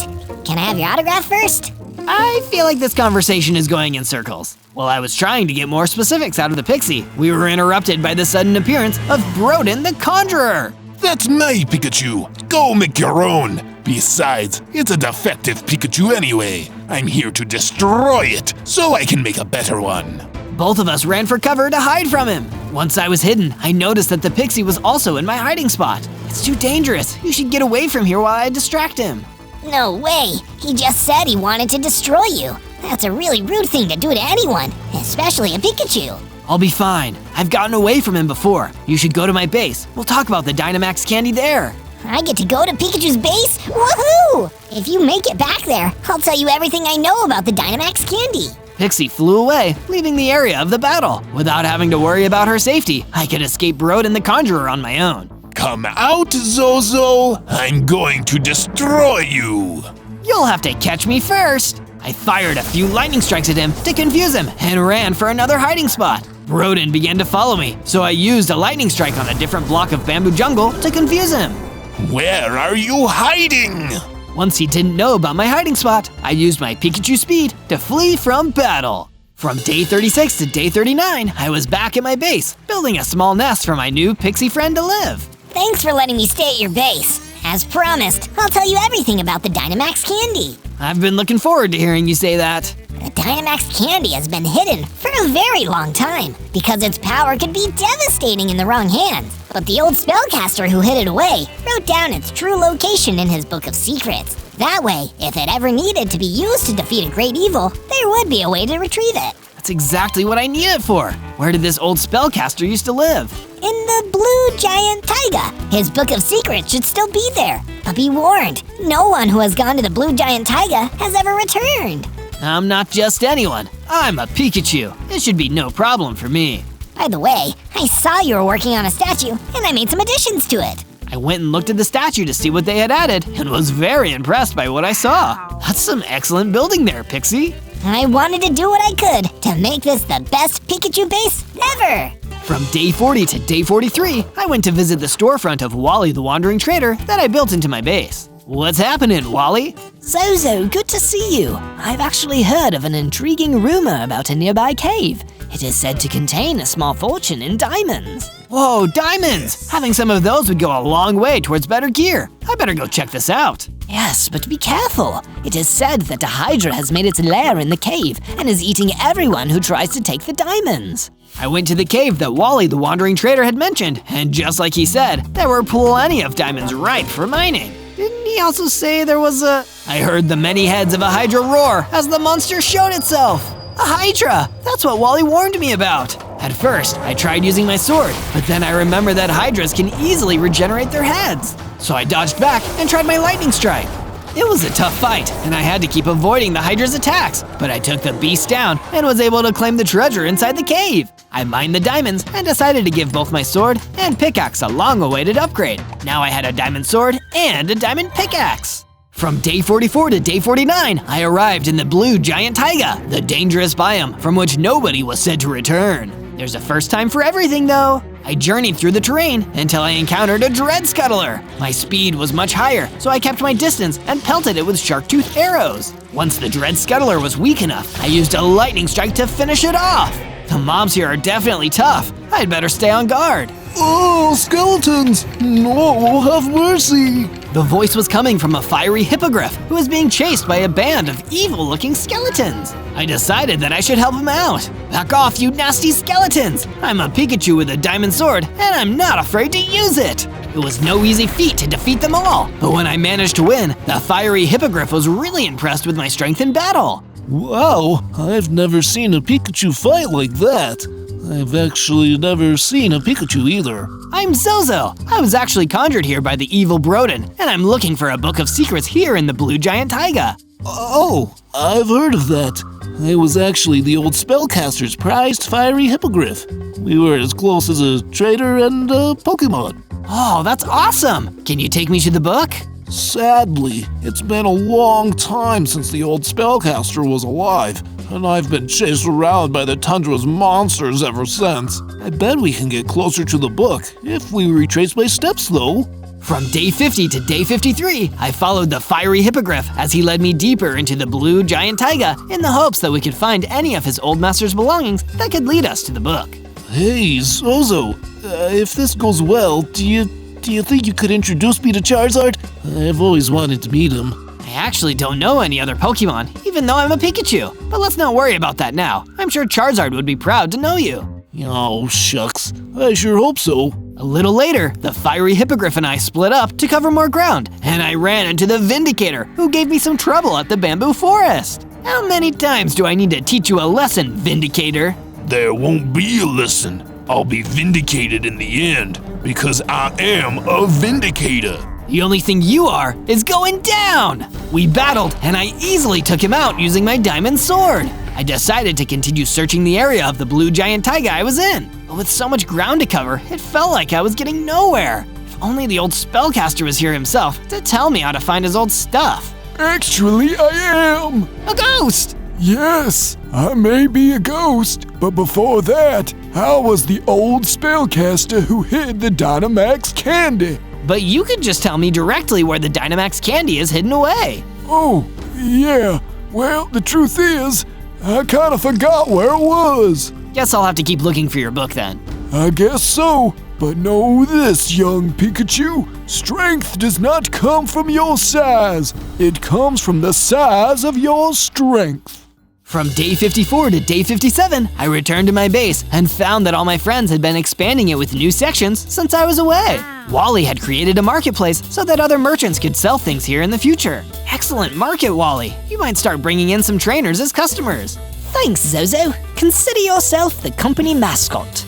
Never heard that one before. Next, I visited the Pixie, who had built a Pikachu fan club where all of my biggest fans could hang out. And I'm the club president. Afterwards, the Iron Chicken approached me with some not-so-good news. A Dreadghoul came by and did some damage to the base before we made our expansions, and he ran off with a diamond helmet that I crafted for you. I went out into the alien fields to hunt down that Dreadghoul and reclaim the diamond helmet that was stolen from my base. It wasn't that long until I found the mob, and with my lightning strikes I was able to destroy it without getting too close. When it went down, it dropped Iron Chicken's diamond helmet. It was a gift for me after all. I'm sure he'll let me keep it. From day 58 to day 62, I was woken up from a nap by Iron Chicken, who wanted to show me how the construction on the statue was progressing. Since we're not conjurers, everything we make takes hard work. And hard work pays off. The statue is looking fantastic so far. I walked around the statue to get a closer look and noticed to my shock that an Enderman was standing right there. What are you doing here? What else? I'm here to bring down this Pikachu base for our boss, Broden the Conjurer, and I'm gonna destroy you too. Just try it, Enderman. I zapped the Enderman with my lightning strikes, frying him up like a toasty puffin. Who is next? I heard the other Enderman wreaking havoc across the alien fields, so I quickly rushed out of my base to deal with the Enderman menace. I defeated all the Endermen that had been attacking around the base very quickly by using my lightning strikes, and quickly searched inside the base to see if every one of my friends were still alive. Unfortunately, the Endermen had done their worst, and I saw Wally destroyed by an Enderman. The Enderman ran away, and I vowed revenge. From day 63 to day 66, I went back to the blue giant taiga in order to find the Book of Secrets. The sooner I can eat that Dynamax candy, the sooner I can defeat Broden and save everyone from his cruelty. After a lot more searching, I found the book pinned to a tree. I picked the book up and read what was inside. The Dynamax candy must be kept out of the clutches of evil because it could grant any being that eats it the ability to grow gigantic. Therefore, I am leaving it in the trusted care of my spellcasting apprentice, Broden the Conjurer. No, the Dynamax candy is with Broden. That's the worst place it could be. An Enderman ran up behind me, ready to fight. Somehow I knew it was the same one that had destroyed Wally the Wandering Trader. I got ready for a fight. So, you found the book. Too bad it won't do you any good. I learned plenty, Enderman, and I'm not scared of you or your boss. How adorable. Now suffer like your friend did. The Enderman attacked me with his long arms, so I countered with my diamond sword. I knew agility would be the key to winning this fight, so I circled around him and landed hit after hit. This is for Wally! Now that I had gotten revenge, it was time to pay the spot I was conjured into a visit. From day 67 to day 70, I went to the alien fields and found the enemy base in the form of a magical mansion. It was guarded by an Enderman, so I just knew that it had to be where Broden had been entrusted to guard the Dynamax candy. There was no sign of the Conjurer himself, so I snuck in and began to search through the entire base. Because I was quick and nimble, I easily avoided all of the Enderman guards until I ran into a mutant Enderman who spotted me immediately. You can't hide from me, you defective Pikachu. I'm going to do what the others couldn't and destroy you once and for all. The mutant Enderman's attack were much stronger than the ordinary kind. If I didn't have my diamond helmet, I would have already been down for the count. I was losing hearts fast, and my electric attacks were barely doing anything to him. This is what my shark tooth arrows are for. I switched to my bow and hit the mutant Enderman with a bunch of arrows. Then I attacked with my diamond sword. Now I see why Broden has been having so much trouble with you. Don't take me lightly just because I'm a Pikachu. I began to use my lightning strikes again, and this time they seemed to be having an effect. I didn't let up on my sword either, and made sure this mutant Enderman felt the sting of every one of my attacks. You may have beaten me this time, but I'll end you next time. The mutant Enderman retreated. I guess just because he was bigger and more mutated than the others didn't mean he was anything to be scared of. From day 71 to day 74, I proceeded to the treasure room of the enemy base, now that the mutant Enderman was out of my way. I expected that the Dynamax candy would be there, but it wasn't there. Of course, Broden must have given up on his responsibilities a long time ago. The old spellcaster trusted him, and he turned totally evil. Not cool at all. Meanwhile, somewhere else in the base, Broden was laughing about the fact that I couldn't find the Dynamax candy. That foolish Pikachu thought I'd keep the Dynamax candy. I threw that thing out years ago. Who needs to guard the item that can defeat evil when you are evil? From day 75 to day 78, I made a swift return to my base and found that the Pixie and the Iron Chicken had done some more work on the base. Pixie had refurbished the shop where Wally the Wandering Trader had once sold his items and had made it into a Pokemon-themed gift store. Isn't this great? Now everybody who comes to visit the base will be able to have their own Pikachu merchandise. That's a really good idea. Wally would have wanted us to keep using his store. Iron Chicken's improvement was another form of defense. He reinforced the walls of the base to make them even more fortified. No Enderman is gonna get through this, Zozo. Actually, I think there is one who could get through. I better make sure he doesn't try anything funny. It turns out, I was right to suspect that mutant Enderman would try to break through our walls. We have unfinished business, and I intend to finish that business. Not if I finish it first. I let loose a barrage of shark-tooth arrows on the mutant Enderman, which did a lot of damage. You should have run while you had the chance. PIKACHU! I used my lightning attack to weaken the mutant Enderman, then used my sword to deliver the final strike. I did it! My victory in the battle made me into an even higher level Pikachu with greater electrical power and speed. I could now perform a mega jump move that would get me free of any enemy's range of attack.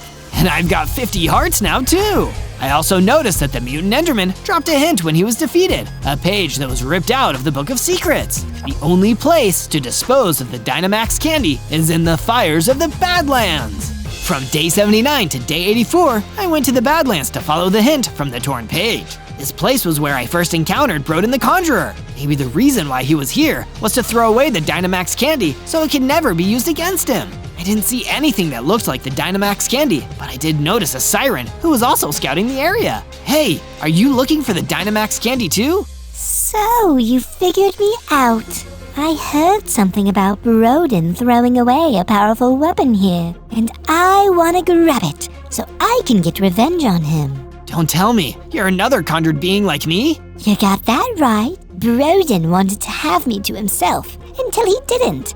I'm sure you must know the same pain, Pikachu? I do! Maybe if we team up, we can take him down together! Sorry, but there's only one candy, and I've got a sweet tooth. The siren fired laser beams at me, and I knew that I had to fight back.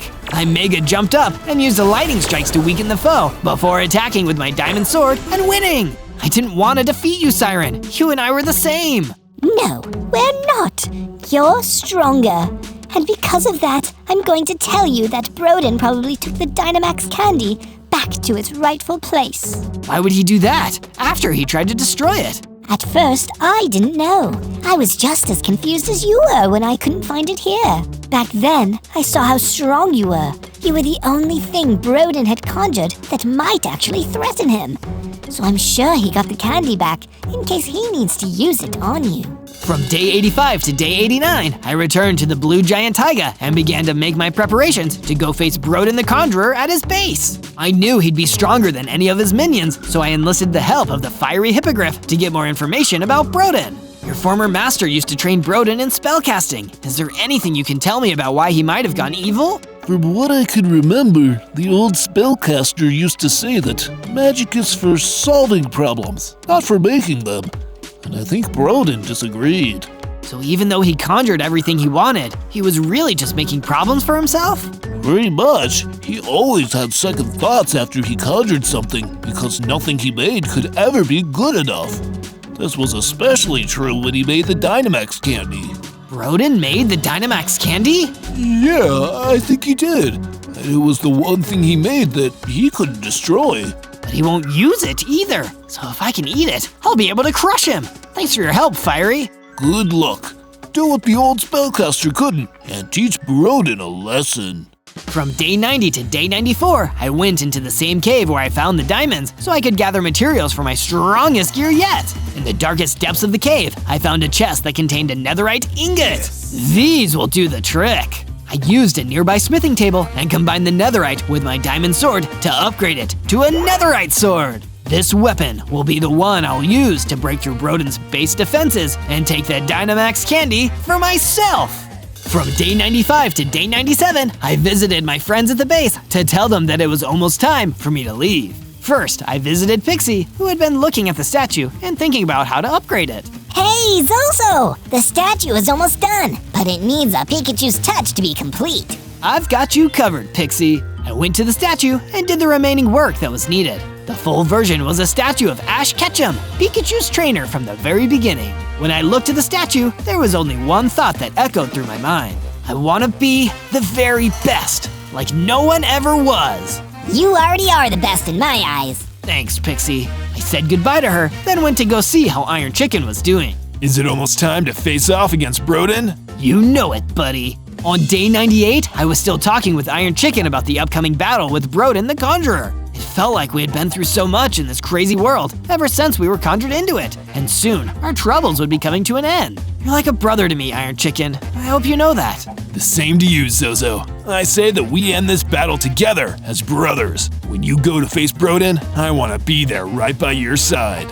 Of course, you'll always be welcome on my adventures. And so will you when you watch me out there. Remember to subscribe and hit that notification bell so you can check out my other adventures. Don't forget to leave a comment about what I should do next. On day 99, Iron Chicken and I left the base and crossed the alien fields to arrive at Broden the Conjurer's magical lair. Are you ready for this, Iron Chicken? Let's do this, my brother in conjuration! I can't wait to defeat Broden once and for all. Yeah, we may have been brought into this world by a mean guy who didn't even want us, but we gotta meet each other, and now we're a family. We entered the enemy compound and fought off some weak skeletons, which were effortlessly ground into bones by my netherite sword. No bones about it. Even Iron Chicken was able to take down a bunch of skeletons by himself. Zozo, I'm tough as iron, but I think you should continue on alone. All right, I'll make sure to end this, once and for all. On day 100, the last couple Endermen that Broden the Conjurer had left tried to stand in the way. Curse you, darn Pikachu! You've sent us blasting off again and again, but not this time! By now, my electrical attacks were very capable of roasting the Endermen without much difficulty, so I cleared a path for myself to keep moving. Before long, I had reached the room where the Dynamax candy was stored. There it was, sweet as candy. I had to have it. Time to Pikachu on this candy. I love puns. I gobbled up the candy and grew to gigantic size. I had become my mightiest form of all, Gigantamax Pikachu. I had 80 hearts and felt like my lightning was stronger than ever. Shortly after I ate the Dynamax candy, Broden entered the room. No! What have you done? You've gained the power of the Dynamax candy! I sure have. What now, Broden? How about this? He rushed towards me and dealt a heavy blow, but I was adamant to defeat him. So I countered with lightning strikes and brought my netherite sword into the fight with a vengeance. I conjured you into this world, and I can unconjure you! No, you don't, Broden. This Pikachu is a free Pokemon. I hit him with my sword and then delivered the final strike of Max Lightning, taking him out for good. Guess it's all Pika now. On day 1, I spawned into the freezing cold Alps as Supersonic! Whoa, look at me! I'm super fast and solid gold! This is one thing cooler than being Sonic, even if I only have 10 hearts! I was so distracted by my own cool shiny skin that I didn't even notice a massive obsidian golem stomping towards me through the snow. How? Who goes there? You should have asked, who's Zozo there? Because I'm Zozo. It's nice to meet you. This is no time to joke. Golems everywhere are under threat right now, and if I believe you might be involved with a threat against us, I'll need to take you in for questioning. Sure, you can take me in for questioning, but you'll need to catch me first. I turned and ran off unbelievably fast, zipping across the Alps way faster than the obsidian golem could ever follow me. It felt like I was going to escape until I ran up into another obsidian golem standing right in front of me. What? How did you get here so fast? I didn't. I'm another guy, you dingus. Now come with me before I smash you with my big golem fist. Guess I can't argue with that. And with that, he led me away. On day 2, the huge obsidian golem led me back to a fortified base hidden deep in the Alps. I was led into a cell, and the obsidian golem locked the door behind me. You better stay well behaved, Zozo. We don't want to hurt you if we don't have to. But if you make trouble for us, I'll make even bigger trouble for you. Okay, I get it. You're a big scary golem. I won't mess with you. Thank you for getting it. I didn't want to labor the point. Golem left and left me in an obviously not ideal situation. Darn, I really need to figure out how to get out of here and figure out what's going on in the overworld. Clearly something isn't right. You're not the only one who feels that way, mate. I turned and saw a drop bear sitting in the cell with me. Somehow, I hadn't even noticed him in here. G'day, I'm Dave. Dave the Drop Bear. I was on vacation from down under, sightseeing in the Alps. and these big nasty golem blokes wrapped me on the knuckles and dragged me in here. You too, huh? I'm Zozo. It's nice to meet you, Dave. We need to figure out a way out of this place. Well, I've tried myself, mate. If it was easy, I would have done it already. Okay, let me think. I don't have any tools, but I do have super speed. Maybe if I run at the wall with enough speed, I can break a hole into it. Couldn't hurt to try, mate. Well, it might hurt you to go into the wall really fast, but still, I encourage trying whenever I can. I took an epic run up, well, as epic as the size of the cell allowed, and ran straight into the wall. It broke enough of the blocks to let me and Dave escape, even if the impact did take off a few hearts. You're a legend, Zozo. I hope we meet again someday. Same here, Dave. Be safe out there. So we both made our ways out into the world, hoping that those nasty obsidian golems wouldn't find us. On day 3, I continued traveling through the Alps, trying to find a safe way out, but my body was still aching from running into that wall at super speed.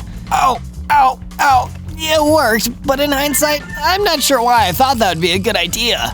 But I wasn't just hurting, I was also hungry, and I needed to find some food soon, or I wouldn't even have the strength to run. What I'd do for a chili dog right now. But I didn't find a chili dog. Instead, I found some apples laying around and ate as many as I could to replenish my hunger bar. That's more like it. At least I won't starve and freeze up on this mountain. My relief was short-lived because a huge figure came rolling out of the snow towards me, even bigger and stronger than the obsidian golems. Oh no, I'm totally gonna be destroyed. I'm having terrible luck this week. Be not afraid, stranger. I am Humbaba, the wise, brave, and honest. And seeing as you're wandering through the snow, alone and afraid, I assume you've had an unfortunate run-in with the golems. How'd you guess? Believe me, I have good reason to know. Come with me, stranger. I'll keep you safe, and you can help me with a little something I've been working on. And so I followed Humbaba through the snow, having no idea what would happen next. From day 4 to day 5, we finally left the Alps and entered the ancient forest, which was actually a lot more comfortable than all the freezing cold of the Alps. We arrived at Humbaba's base a little while after, where he gave me my first set of stone tools and a stone sword. Why are you giving me these? Because you need to get stronger, stranger. If you want to help me save the world, you need your own base, and you need to get better at fighting. But what are you trying to save the world from, Humbaba? Oh, and by the way, my name's Zozo. Once, they called me the king of the beasts. That means I ruled all the animals, and I did so kindly and fairly.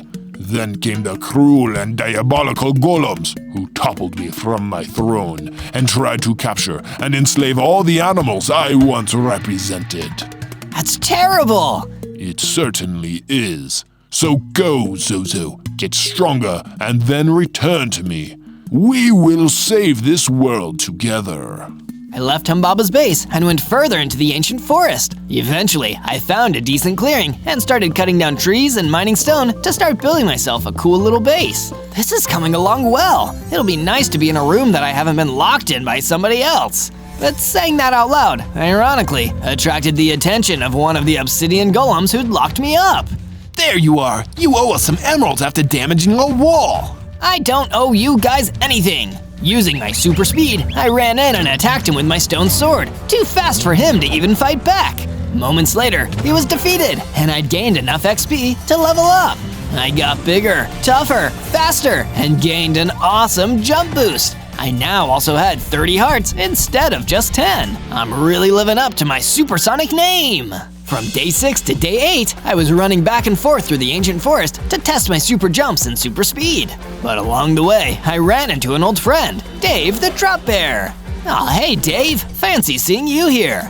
Zozo, good to see you, mate. You're looking bigger and stronger since we last met each other. Have you been working out? I have. Thank you for noticing. What are you doing in the ancient forest, Dave? Oh, I've been laying low, mate. Keeping it old school. Those obsidian golems came looking for me. You too? Gosh, it seems like Humbaba was right. These obsidian golems are never going to give up unless we stop them. Humbaba? What's that? Oh, just a friend of mine. One I should probably go and see. I returned to Humbaba, eager to take on my first mission and stop these awful golems from taking over our lives. I'm glad you've come to realize how important our mission is, Zozo. But it's much bigger than just obsidian golems. It's all of them. Your first mission will be a trial by fire. Literally. Go to the savannah and defeat the magma golem. If you are strong enough, victory will be yours. From day 9 to day 10, I followed Humbaba's instructions and went out to the savannah. Boy, it's so hot out here. It almost makes me regret complaining about how cold the Alps were. But that heat wasn't just the climate. It was the heat coming off of a big, hot magma golem I was creeping up on. I approached carefully, ready to use a burst of speed to take him out with a surprise attack. But instead, he turned and caught me. Are you trying to sneak up on me, you little creep? That's not a good idea. You won't like what I do to people who sneak up on me. Don't worry, nobody is ever gonna do it again after this, cause I'm gonna defeat you. Humbaba told me exactly where to find you, and here you are. You're one of Humbaba's goons? That makes all too much sense. I'm not a goon, I'm a hero. Let's go. I ran in at super speed and used my jump boost to leap over him. I pulled out my stone sword and attacked him as fast as I could. He turned and landed a few powerful hits on me, but in the end, I was victorious. Wow, I lost a lot of hearts in that battle. This isn't good. That's where I come in. I turned and saw that Dave the Drop Bear was walking towards me again. Dave, how did you find me? Pure luck. I had some commotion and ran right over. Yeah, I have a healing potion, mate. I drank the potion that Dave gave me and felt my hearts replenishing. Why are you out here anyway, Zozo? My friend Humbaba sent me out here to fight the magma golem. It was harder than I thought. He sends you on dangerous missions. That's a strange thing for a friend to do. We've got an important goal, Dave. You wouldn't understand. Thanks for the health potion, though. I'll pay you back for this someday. And with that, I ran off at the speed of sound to tell Humbaba about my victory. From day 11 to day 12, I rushed back to the ancient forest to tell Humbaba the good news. Welcome back, Zozo. Were you successful in your mission? I sure was. It was pretty tough, but I managed to defeat the magma golem, just like you asked. Excellent. But our work is far from over. If we are going to truly win the battle against the golems, you must become stronger. Get yourself some iron armor and weapons, then return to the savannah to seek out the remaining golems there. We must eradicate them from the land. Oh, that sounds kind of intense. Don't you trust me? Well, I have no reason not to, so I guess I'll get going. I journeyed to a nearby cave and started looking for some iron ore. After a little while, I managed to find some. Time to make some new gear with this. I used the iron to fashion some iron armor, an iron sword, and an iron pickaxe. As I was getting ready to leave the cave, the obsidian golem appeared. He looked pretty mad. There you are, Humbaba's evil henchman. Why do you guys keep saying stuff like that? I'm a good guy. Good guys don't run around attacking innocent golems. He attacked me, but I fought back, and before too long, I had managed to defeat him. From day 13 to day 15, I took my new gear and traveled back to the savannah. There has to be some golems around here somewhere. As I was exploring, I spotted a raccoon cowering behind a tree. Excuse me, have you seen any golems making trouble around here? Eek! Please don't hurt me! What? I'm not gonna hurt you. But you were here earlier, fighting the magma golem. So that I can help free the animals, like you. I'm trying to help. Help? I didn't need your help. That magma golem was my friend. He just threw me a birthday party last week. You're ruining everything. You and your horrible boss. I decided to leave the raccoon alone before I made matters worse. Something feels wrong. I'd better go back to Humbaba and talk to him about this. From day 16 to day 19, I returned to the ancient forest to ask Humbaba what the heck was going on. I'm probably just misunderstanding, or maybe that raccoon had me mixed up with someone else. When I got there, Humbaba looked really busy, but I decided to talk to him anyway. Hey, so when I got to the savannah, there was this raccoon and… I don't have time for this. I have important matters to attend to. Come back when you've done what I asked. Jeez, he's in a bad mood. I decided to go back to my base so I could take a moment to think. When I got there, Dave the Drop Bear was waiting for me. Zozo, it's a mess, mate. That Humbaba friend of yours is attacking a bunch of animals and golems in the savannah. It's chaos. What? That doesn't sound like him. I'll go check it out. I rushed there as fast as I could, and sure enough, Humbaba was stomping around and attacking everyone in sight. What are you doing? Don't tell me you've lost your nerve now. I'm just doing what needs to be done, reclaiming my rightful place on the throne as king of the beasts. Wait a second, you're not trying to help anyone. You just want to be in charge again. Took you long enough to figure it out. You tricked me! I couldn't stand there and watch anymore. I ran at him with my sword drawn and attacked, but he was too strong. He knocked me down with only one hit. I tried to get back up, but he hit me again, and everything went dark. From day 20 to day 22, I finally woke up, still in the savannah. I couldn't see Humbaba anywhere. Must have knocked me out and finished what he started. This place is a disaster. I can't believe he misled me like that. I feel like such a fool. I'm so sorry, everyone. If you need a place to stay while your homes are rebuilt, you can go to my base. After I gave them the invitation, I traveled back to my base to make some much-needed improvements. We don't have enough room for guests right now. I'll need to expand. I built an additional room, and I was going to add more, but only Dave the Drop Bear showed up. Sure, it's okay for me to stay here. Definitely. Welcome home. Thanks, mate. For what it's worth, I don't think you're bad. You were doing what you thought was right.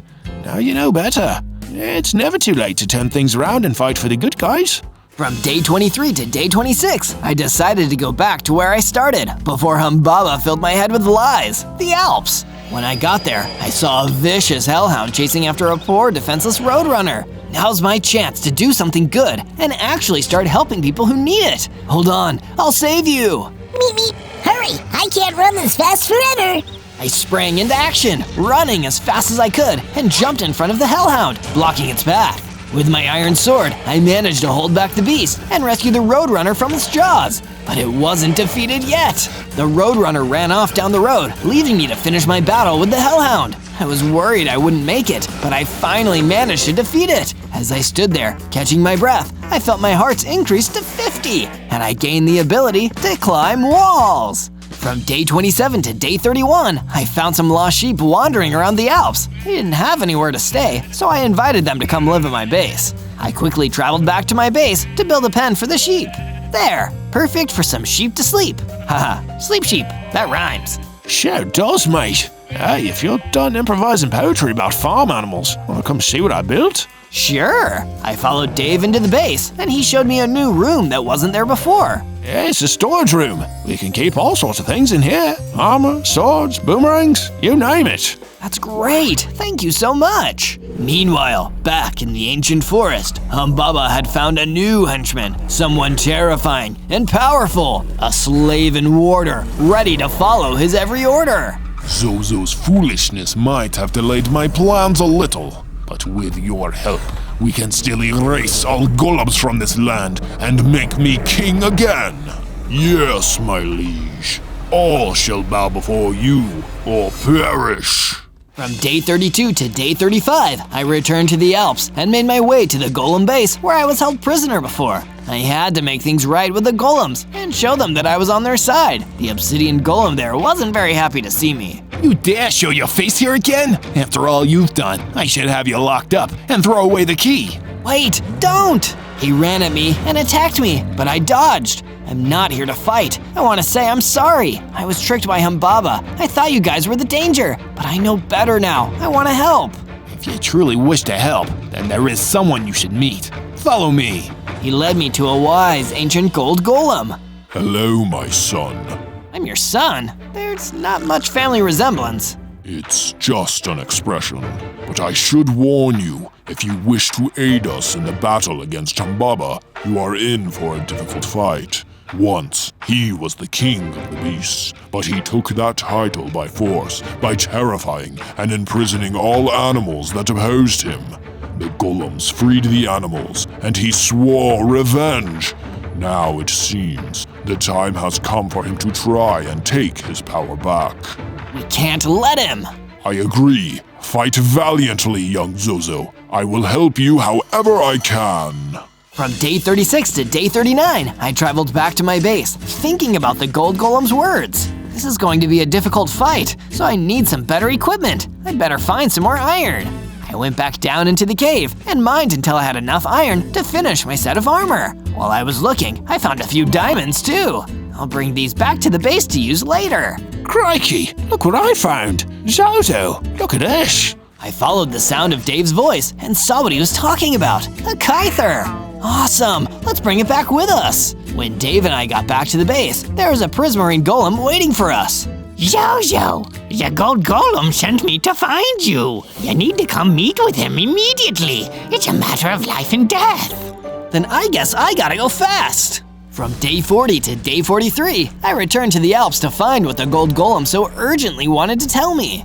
Zozo, thank you for getting here so quickly. I have important information for you about Humbaba's grand scheme.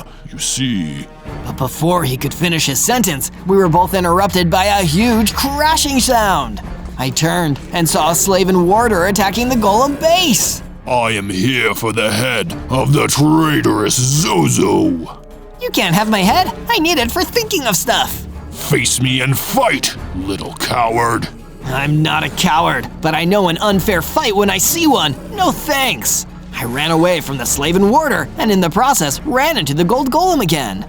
Run, Zozo, protect yourself. We can handle ourselves here. The golems are used to doing battle with Humbaba's many goons. You don't have to tell me twice. Then I won't. You know what to do. I ran out of there as fast as I could, as the slave and warder continued trying to tear the base apart. From day 44 to day 49, I was laying low at my base, still shaken from seeing the relentless attack of the slave and warder. It's lucky that I'm the fastest thing alive, or I don't know how I would have escaped that monster. I need to be more careful. Soon after that, I got a personal visit from the gold golem, and for once, he had some good news for me. Zozo, my son, lend me your ear. Gold golem, I'm so glad you're okay, and that your obsidian golems managed to repel the attack. We did, at a great cost. My men are rebuilding the base as best they can, but more importantly, I have been studying the sacred texts for answers to our Humbaba problem, and I think I may have what we need. Oh, tell me, Gold Golem, please! A battle axe, buried somewhere deep and dark, once wielded by a great hero who used it to slay some ancient evil. The legends say that the battle axe still has some of his power. That sounds like exactly what we need to defeat Humbaba. Where can we find it? This is where my knowledge ends. You must journey to the savannah and find the glowstone golem elder. Perhaps he will have the answers that you seek. Thankfully, with my speed, it won't take me long to get there. From day 50 to day 53, I used my super speed to reach the savannah in record time. I waited until nightfall, knowing it would be a lot easier to find the glowstone golem in the dark. When the darkness crept in, I started my search, running end to end in the savannah until I saw a distinctive glow in the middle of a clearing. I approached and saw him standing there, as though he knew I was coming. The glowstone golem! Glowstone golem, my name is Zozo, and I humbly come to you, searching for help in defeating a great evil. Speak! My friend, the gold golem, told me of an ancient battle axe that might be able to defeat the evil Humbaba. Do you know where I could find such an axe? It would not matter if you could find it. Wait, what do you mean? You are not strong enough to wield that ancient battle axe. When you are ready to use it, only then will you find it. What? I have spoken. Away with you, Zozo. Do not seek the battle axe. The battle axe will seek you, if you deserve it. And like that, the conversation was over. I went back to my base, moving much more slowly this time, feeling completely defeated. From day 54 to day 57, I returned to the Alps, planning on telling the gold golem the bad news, that his glowstone elder hadn't told me anything useful. But that's when something even worse happened. The terrifying slave and warder hopped out right in front of me. There you are, you sad little glittery worm! You dared defy the great King Humbaba, and you keep running away from the justice you so richly deserve! Why do you work for him, warder? He's no king, he's just a bully who thinks he's the best. Don't you know he thinks you're just as below him as everyone else? Of course I'm below him! He is the king, and we are all his loyal subjects. We exist to serve him, and those who refuse to serve him shouldn't exist, including you, Zozo. The Slaven warder immediately lunged at me, and one attack from him took off a scary number of hearts. There was no way I could fight him off like this. I just needed to run away as fast as I could, which thankfully, as Supersonic, was really, really fast. Meanwhile, at Humbaba's base, his evil plot was marching ever further. So, Zozo is seeking out the battle axe. Excellent. He'll do all the hard work, and then I'll take it from him. I'm so good at this. From day 58 to day 62, I came back to my base, still feeling jittery from my encounter with the Slaven warder. I need to get stronger weapons and armor. If I don't, I could be toast if I get ambushed by Humbaba or his Slaven warder. But at least, when I arrived at my base again, Dave the Drop Bear had some cool news for me. Zozo, me old cobber, I've been working on a bit of a construction project while you were gone. For starters, I made a furnace for all your smelting needs, but I've also been working on putting together a bunker in case everything goes sideways. This is awesome, Dave. Is there anything I can do to help? Well, I've been running low on stone. You could go and get me some. That'd be a huge help, mate. Happy to have something to take my mind off of the threats at hand, I went to a nearby cave to mine Dave some extra stone. But while I was down there, I also got lucky and found some diamonds. Finally, my luck is starting to change. I went back to the base and gave Dave a bunch of stone blocks, and then visited the furnace to forge some new items with my diamonds. A diamond helmet, a diamond sword, and a diamond pickaxe. Let's see that Slaven warder try to mess with me now. From day 63 to day 66, I met with the gold golem at my base again. He'd managed to make a good break in the case. After studying further texts, I found a potential answer to our troubles, Zozo. Interpreting all the clues, I believe that the battle axe may be in the Brimstone Caverns, where it is guarded by a terrible beast. That's at least 50% good news. Do you have any idea how I can enter the Brimstone Caverns? I've heard tell of a secret door somewhere in the ancient forest that leads directly to the Brimstone Caverns without a nether portal. Let us go and find it. There is no time to waste. Gold Golem and I ran out into the ancient forest, searching for the legendary door, and eventually we did find it. There was only one problem. It was locked. Is there any way you can open it with magic, Gold Golem? I'm afraid only a special key can open a door like that, Zozo. Oh, figures. From day 67 to day 70, with the key still out of reach, I decided I'd build some extra strength by helping the Gold Golem with a favor up in the Alps. A powerful Tartarus has been rampaging through the Alps. I don't believe it works with Humbaba or any of his men, but his threat needs to be neutralized one way or another. He's too distracting to our mission. I'll see what I can do. It'll be nice to feel like I've done something useful for once. Using my supersonic super speed, I blasted my way through the Alps until I came upon the Tartarus. It was as big and scary as I expected, but I pulled out my diamond sword and jumped into the fight. It wasn't easy, but eventually I fought the monster to a standstill, but I didn't destroy it. Instead, I spoke to it. You are a valiant fighter, stranger. I admire your strength and grit. What would you ask of me?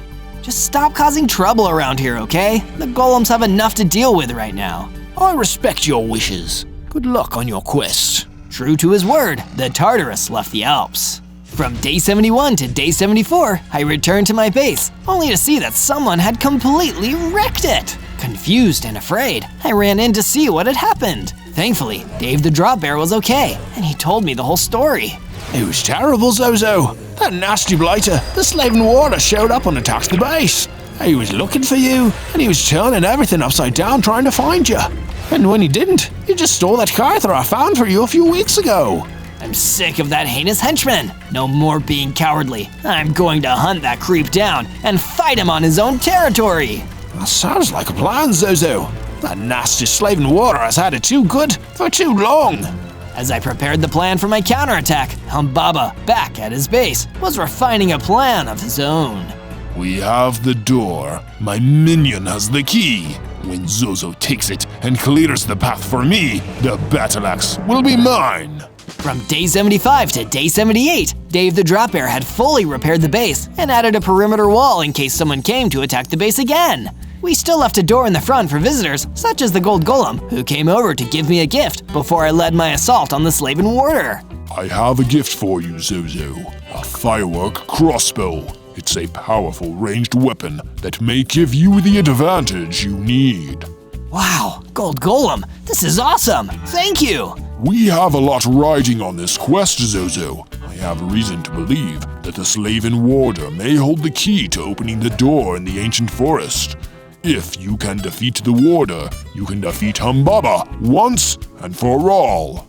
Finally understanding the true importance of my mission, I took the firework crossbow and left to battle the Slaven warder outside of Humbaba's base. From day 79 to day 84, I arrived outside Humbaba's base, ready to face the Slaven warder. He was waiting outside, like he knew that I was coming.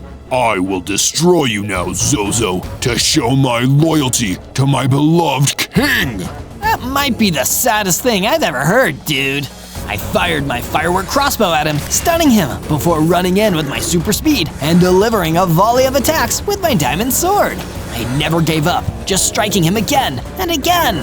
Once my assault was over, the Slaven warder was destroyed, and I had enough XP to level up again. I reached full power and full speed with 100 hearts and a whirlwind attack. The Slaven warder also dropped both my Kythar and a key to the door in the ancient forest. Huh, that's convenient. Still, I can't look a Slaven warder in the mouth. Time to go and get that battle axe. And so, I set off back towards my base, having no idea that I was playing right into Humbaba's hands. From day 85 to day 89, before heading to the door in the ancient forest, I arrived at my base to give Dave the Drop Bear the good news. So you found the key after all. Good on you, mate. Since we're sharing good news, I'm pretty much done with the defense bunker.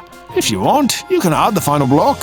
I'd be honored to, Dave. I added the last block, finishing the bunker for good, and then I ran over to the ancient forest door. It's now or never. Time to get this battle axe. I unlocked the door and went inside. The brimstone caverns were dark and frightening, and I remembered what the gold golem had told me about the frightening monster guarding the battle axe. And then I ran into the monster, a huge, scary Cerberus. Good doggy? I unleashed a whirlwind attack on the Cerberus and then pulled out my Kythar. The Cerberus was one of the toughest and most vicious enemies I'd faced, but in the end, I defeated it. The battle axe was mine. From day 90 to day 94, I was ready to leave the Brimstone Caverns with my battle axe and defeat Humbaba and his evil minions once and for all. I expected I'd need to go all the way to his base to fight him, but no. He was waiting for me in the Brimstone Caverns, staring into my soul. Thank you for collecting my battle axe for me, Zozo. I would have done it myself, but being the king of beasts is busy work. Me and the other animals will never accept you as our king. You have no authority. Oh, believe me, Zozo. With that axe, I have all the authority I need. No golem nor beast will be able to stand against me. Because I'm feeling generous, I'll give you one more chance. Since the Slaven warder is gone, I need a new second in command. It could be you. It'll never be me. Ever! Fine, then perish. And just like that, the ground exploded beneath me, and I fell down into a chasm in the floor. I was knocked out, and when I woke up, I realized that the battle axe was gone from my inventory. Oh no, Humbaba must have taken it! From day 95 to day 97, I used my wall climbing ability to get out of the pit that Humbaba had trapped me in. With the battle axe, I had no way of knowing what terrible things he could be getting up to now. I left the Brimstone Caverns at light speed, needing to get to the Alps and warn the gold golem that Humbaba was probably going to come straight for them. And I was right, but I was too late to do anything about it. The golem's fortress was in ruins, and the only survivor, the gold golem, was barely clinging on to life. I ran in and tried to help him, but it was too late. Zozo, you're alive, so that monster lied. That's a small solace, at least. I'm so sorry that I wasn't here in time to save you, gold golem. You did so much for me, and I let you down. Don't worry about me, Zozo. You need to go back to your base. That's where he'll be heading next. Go, quickly, before it's too late, my son. I Gold Golem was right. As he passed on, I ran off in the direction of my base as quickly as I possibly could. On day 98, I returned to my base, only to find that more terrible things had unfolded. The whole place was in ruins, and Dave the Drop Bear was hiding behind a piece of mostly destroyed wall, trying to remain hidden. Oh no, even moving at the speed of sound, I still wasn't fast enough to stop Humbaba. When he heard my voice, Dave finally felt safe enough to emerge. Crikey, Zozo, I thought you were a goner. I'm so happy you're okay, mate. I'm only alive because I hid inside the bunker we made. I'm so sorry that I didn't get back in enough time to stop Humbaba from doing all of this. I don't even have the battle axe anymore. He took that too. We've got no hope of stopping him. Don't talk like that, Zozo. You've gotten us this far. I just know you can take us the rest of the way. You're the fastest thing alive, aren't you? If that nasty creep stole the battle axe, who better than you to steal it back and end all of this? You're right, Dave. I need to run towards this, not away from it. It's time for us to finally win. So, at the speed of sound, I set off to take back what was rightfully ours. On day 99, I blasted through the ancient forest towards Humbaba's base. Nothing would stop me from getting inside and stealing back that axe. You're gonna regret ever messing with this supersonic Humbaba. I arrived and did a super jump over the wall, clearing it effortlessly. When I landed, I saw Humbaba standing there, seeming surprised to see me. Are you here to submit to me, Zozo? Nope, I'm not here for you at all. I sped off, running away from Humbaba and traveling deeper into his base until I came upon a chest that looked important. I looked inside and found exactly what I was looking for, the battle axe. I could feel the power, the strength, and the pull of destiny. I was ready to take on the beast that had caused so many people so much pain and get rid of him and his evil for good. On day 100, full of power and fury, as well as my incredible speed, I returned to Humbaba, wielding the battle axe I'd taken back from him. The wannabe king of beasts was waiting for me. Are you this eager to be destroyed, Zozo? You're traveling towards a dead end at the speed of sound. All the chances I've given you to give up and swear fealty to me, your true king. The only thing you're the king of is being an arrogant windbag. I'm sick of hearing you brag and posture about how cool you are when all you do is destroy things. You're not a ruler, you're a monster. If I'm a monster, Zozo, come and slay me if you think you are strong enough. Careful what you wish for, your highness. The battle was on! Using my supersonic speed, I unleashed a whirlwind on Humbaba, throwing him off his rhythm. But I didn't stop there. I sped in and struck him with the battle axe, moving too fast for him to hit me or defend himself. I struck him again and again, knowing that soon it'd finally be over. And then it was. Humbaba had been destroyed, and I was the one who did it. Humbaba will never destroy or enslave anyone ever again. We're all free.